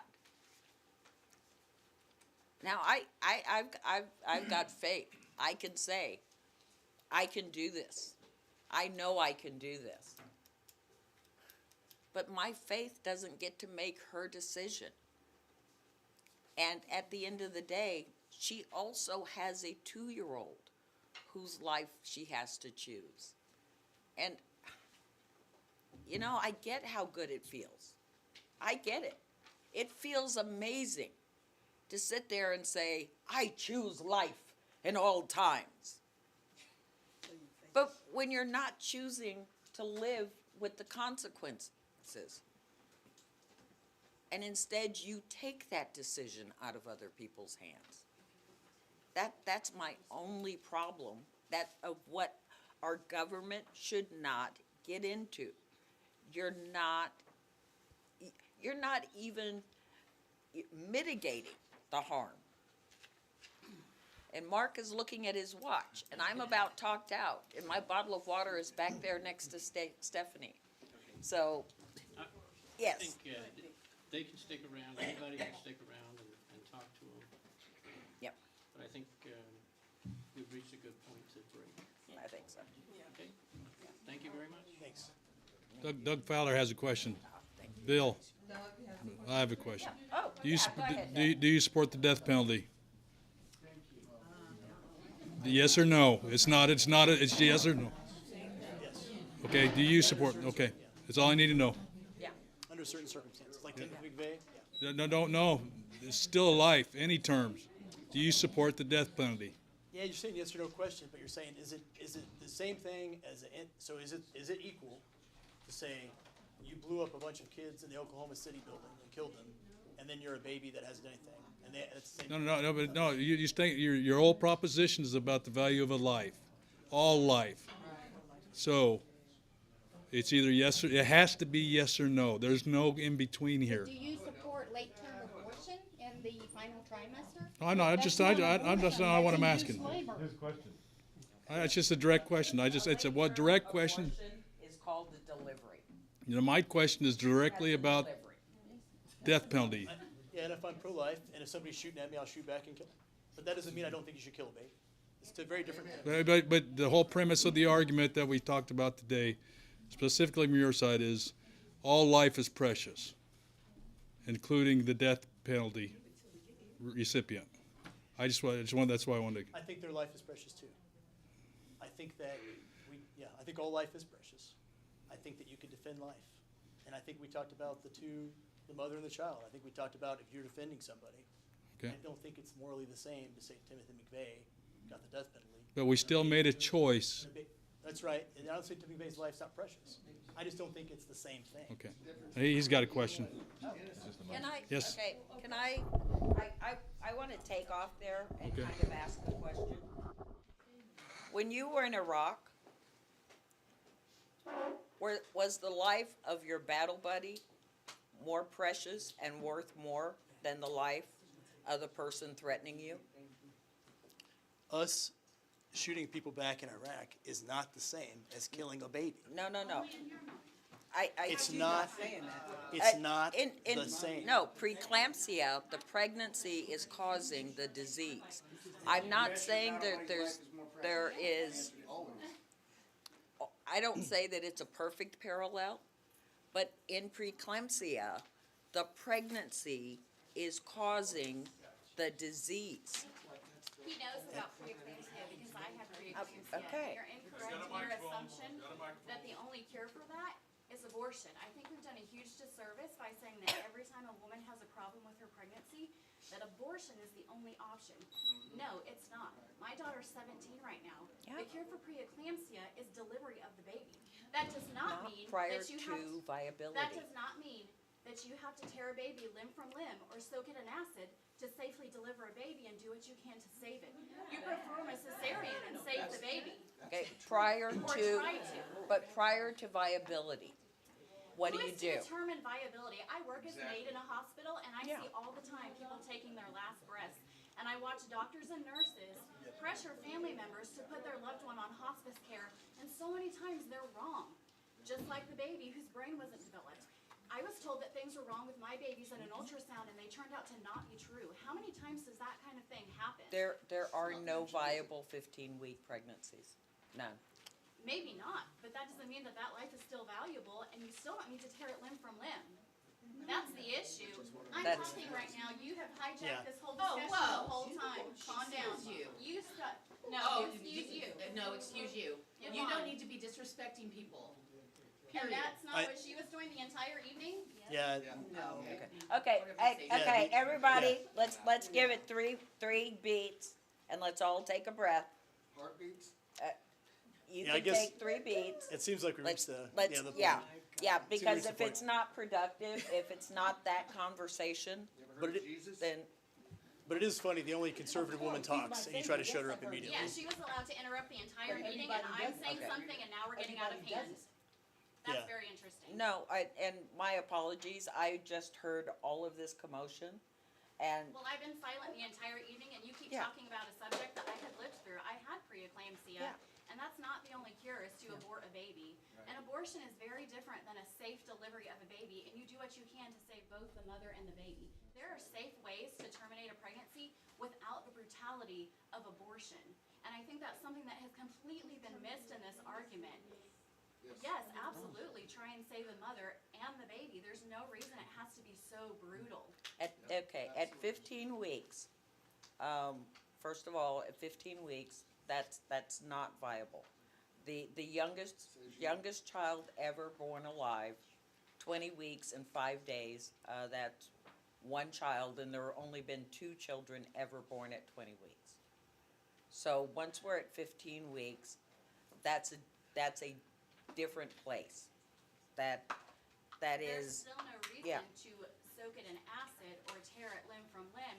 Those things are not only damaging to the baby, it kills it, those things damage the mother's body as well. Okay. After multiple abortions, she's less likely to conceive later in life. Okay. So we've also done a Can I disservice to interrupt women. real quick? yeah. I am gonna tell something personal about my own life. When I was 18, I made a decision, a mistake in my life. I've had 4 children since I didn't that say it was time. impossible, I said it was right. Let me finish. Let me finish. I had an abortion when I was 18 years old.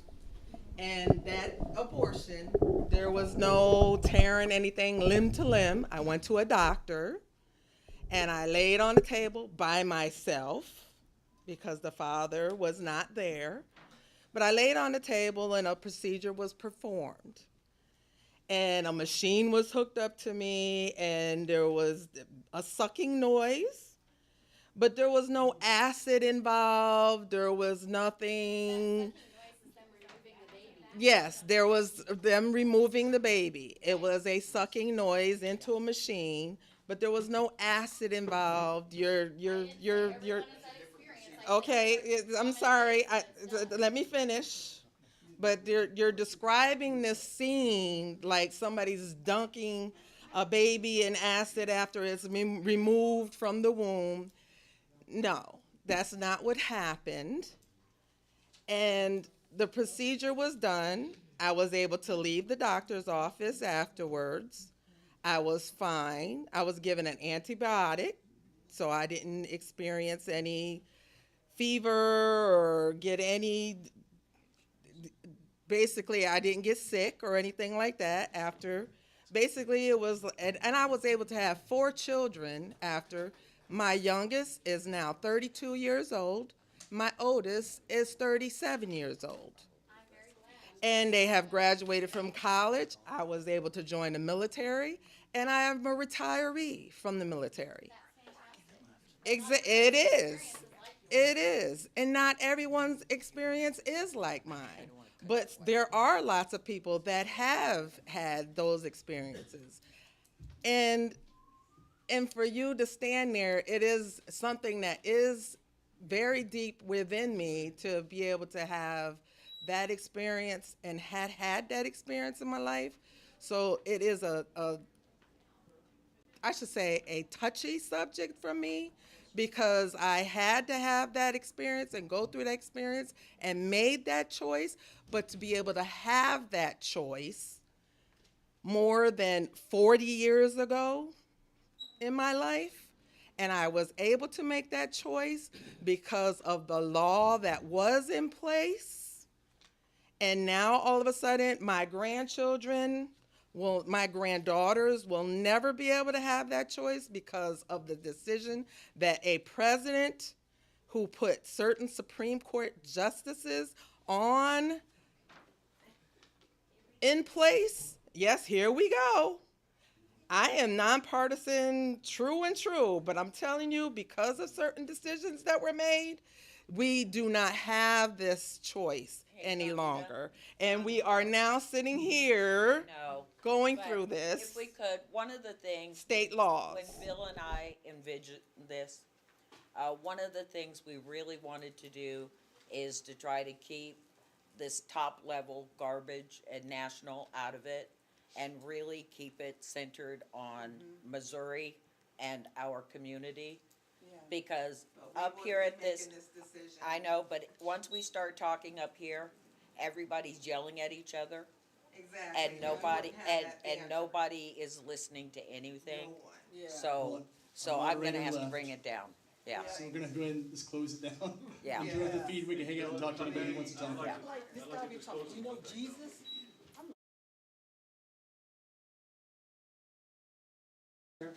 Okay, cool. So, Bill, you said, and a lot of people here have said, that the legislative process is broken. That's why we're here tonight, because people can't write good laws. So, nationally, this is an issue. This is a root cause issue. I will ask, who's been in charge of the legislature in Missouri for the last umpty-ump years? Who's writing these bad laws? So, as in physics, every action has an equal and opposite reaction. Okay? The same thing happens in politics. The reason there's an Amendment 3 is because of bad law. If you wrote good law, there wouldn't be an Amendment 3. It just is the way it is. That's how people operate. So, things are broken. You can fix it, Bill. You can help fix it. You're on the team that needs to write good laws. So this is on you. Let me tell you something else about broken. You know what breaks easily? A parent's heart. Mine did when my 5.5-week-old baby died in my arms from a congenital birth defect that we identified about halfway through pregnancy. Okay? Not survivable. End of story. My then wife and I had a decision to make. We were actually in Missouri at the time, in the military. Do we have an abortion or not? Because at that time, we had the freedom. And we looked at each other as adults and we said, what are we going to do? Neither of us favored the abortion option. So for the rest of that pregnancy, we walked around every second of every day knowing this child is going to die. We didn't know when. After birth, don't know when. So she's born. And I hear that child cry. Okay? You want to know what that does to a dad to know that kid is going to die? That kid is going to die. I took 5.5 weeks off of work. Thank goodness to my chain of command, who I will forever thank for being so great to me. One night, we just knew it was time. She was fading in. We knew it was time. About 2 in the morning, she stopped breathing. She was on a pillow in my lap. We thought it was over. Okay? She stopped breathing.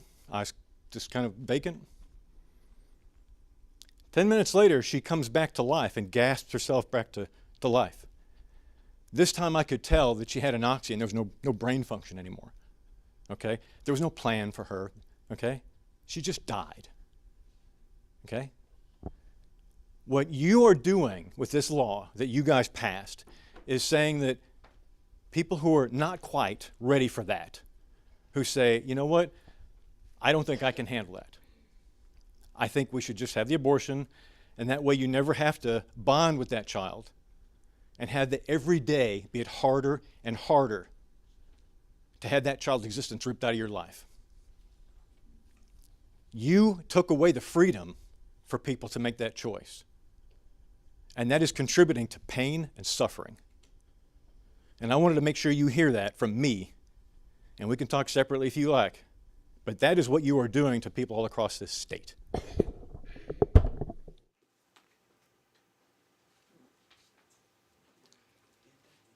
On not sure this question would be to answer, but I'll stick around and visit with you if you want to more about it. So, I just concluded? Yeah. Okay. Thanks, everybody, for coming. Thank Yeah, thanks you. for coming. Are you in need of legal assistance? Look no further than the Prue Law Office. Our experienced attorneys specialize in family law, criminal defense, and personal injury cases. We are dedicated to providing personalized and compassionate representation to our clients. Located on the square in Waynesville, just across the street from the courthouse, call us today at 573-774-6444 or by email at pruelaw@aol.com for a free consultation. Prue Law Office,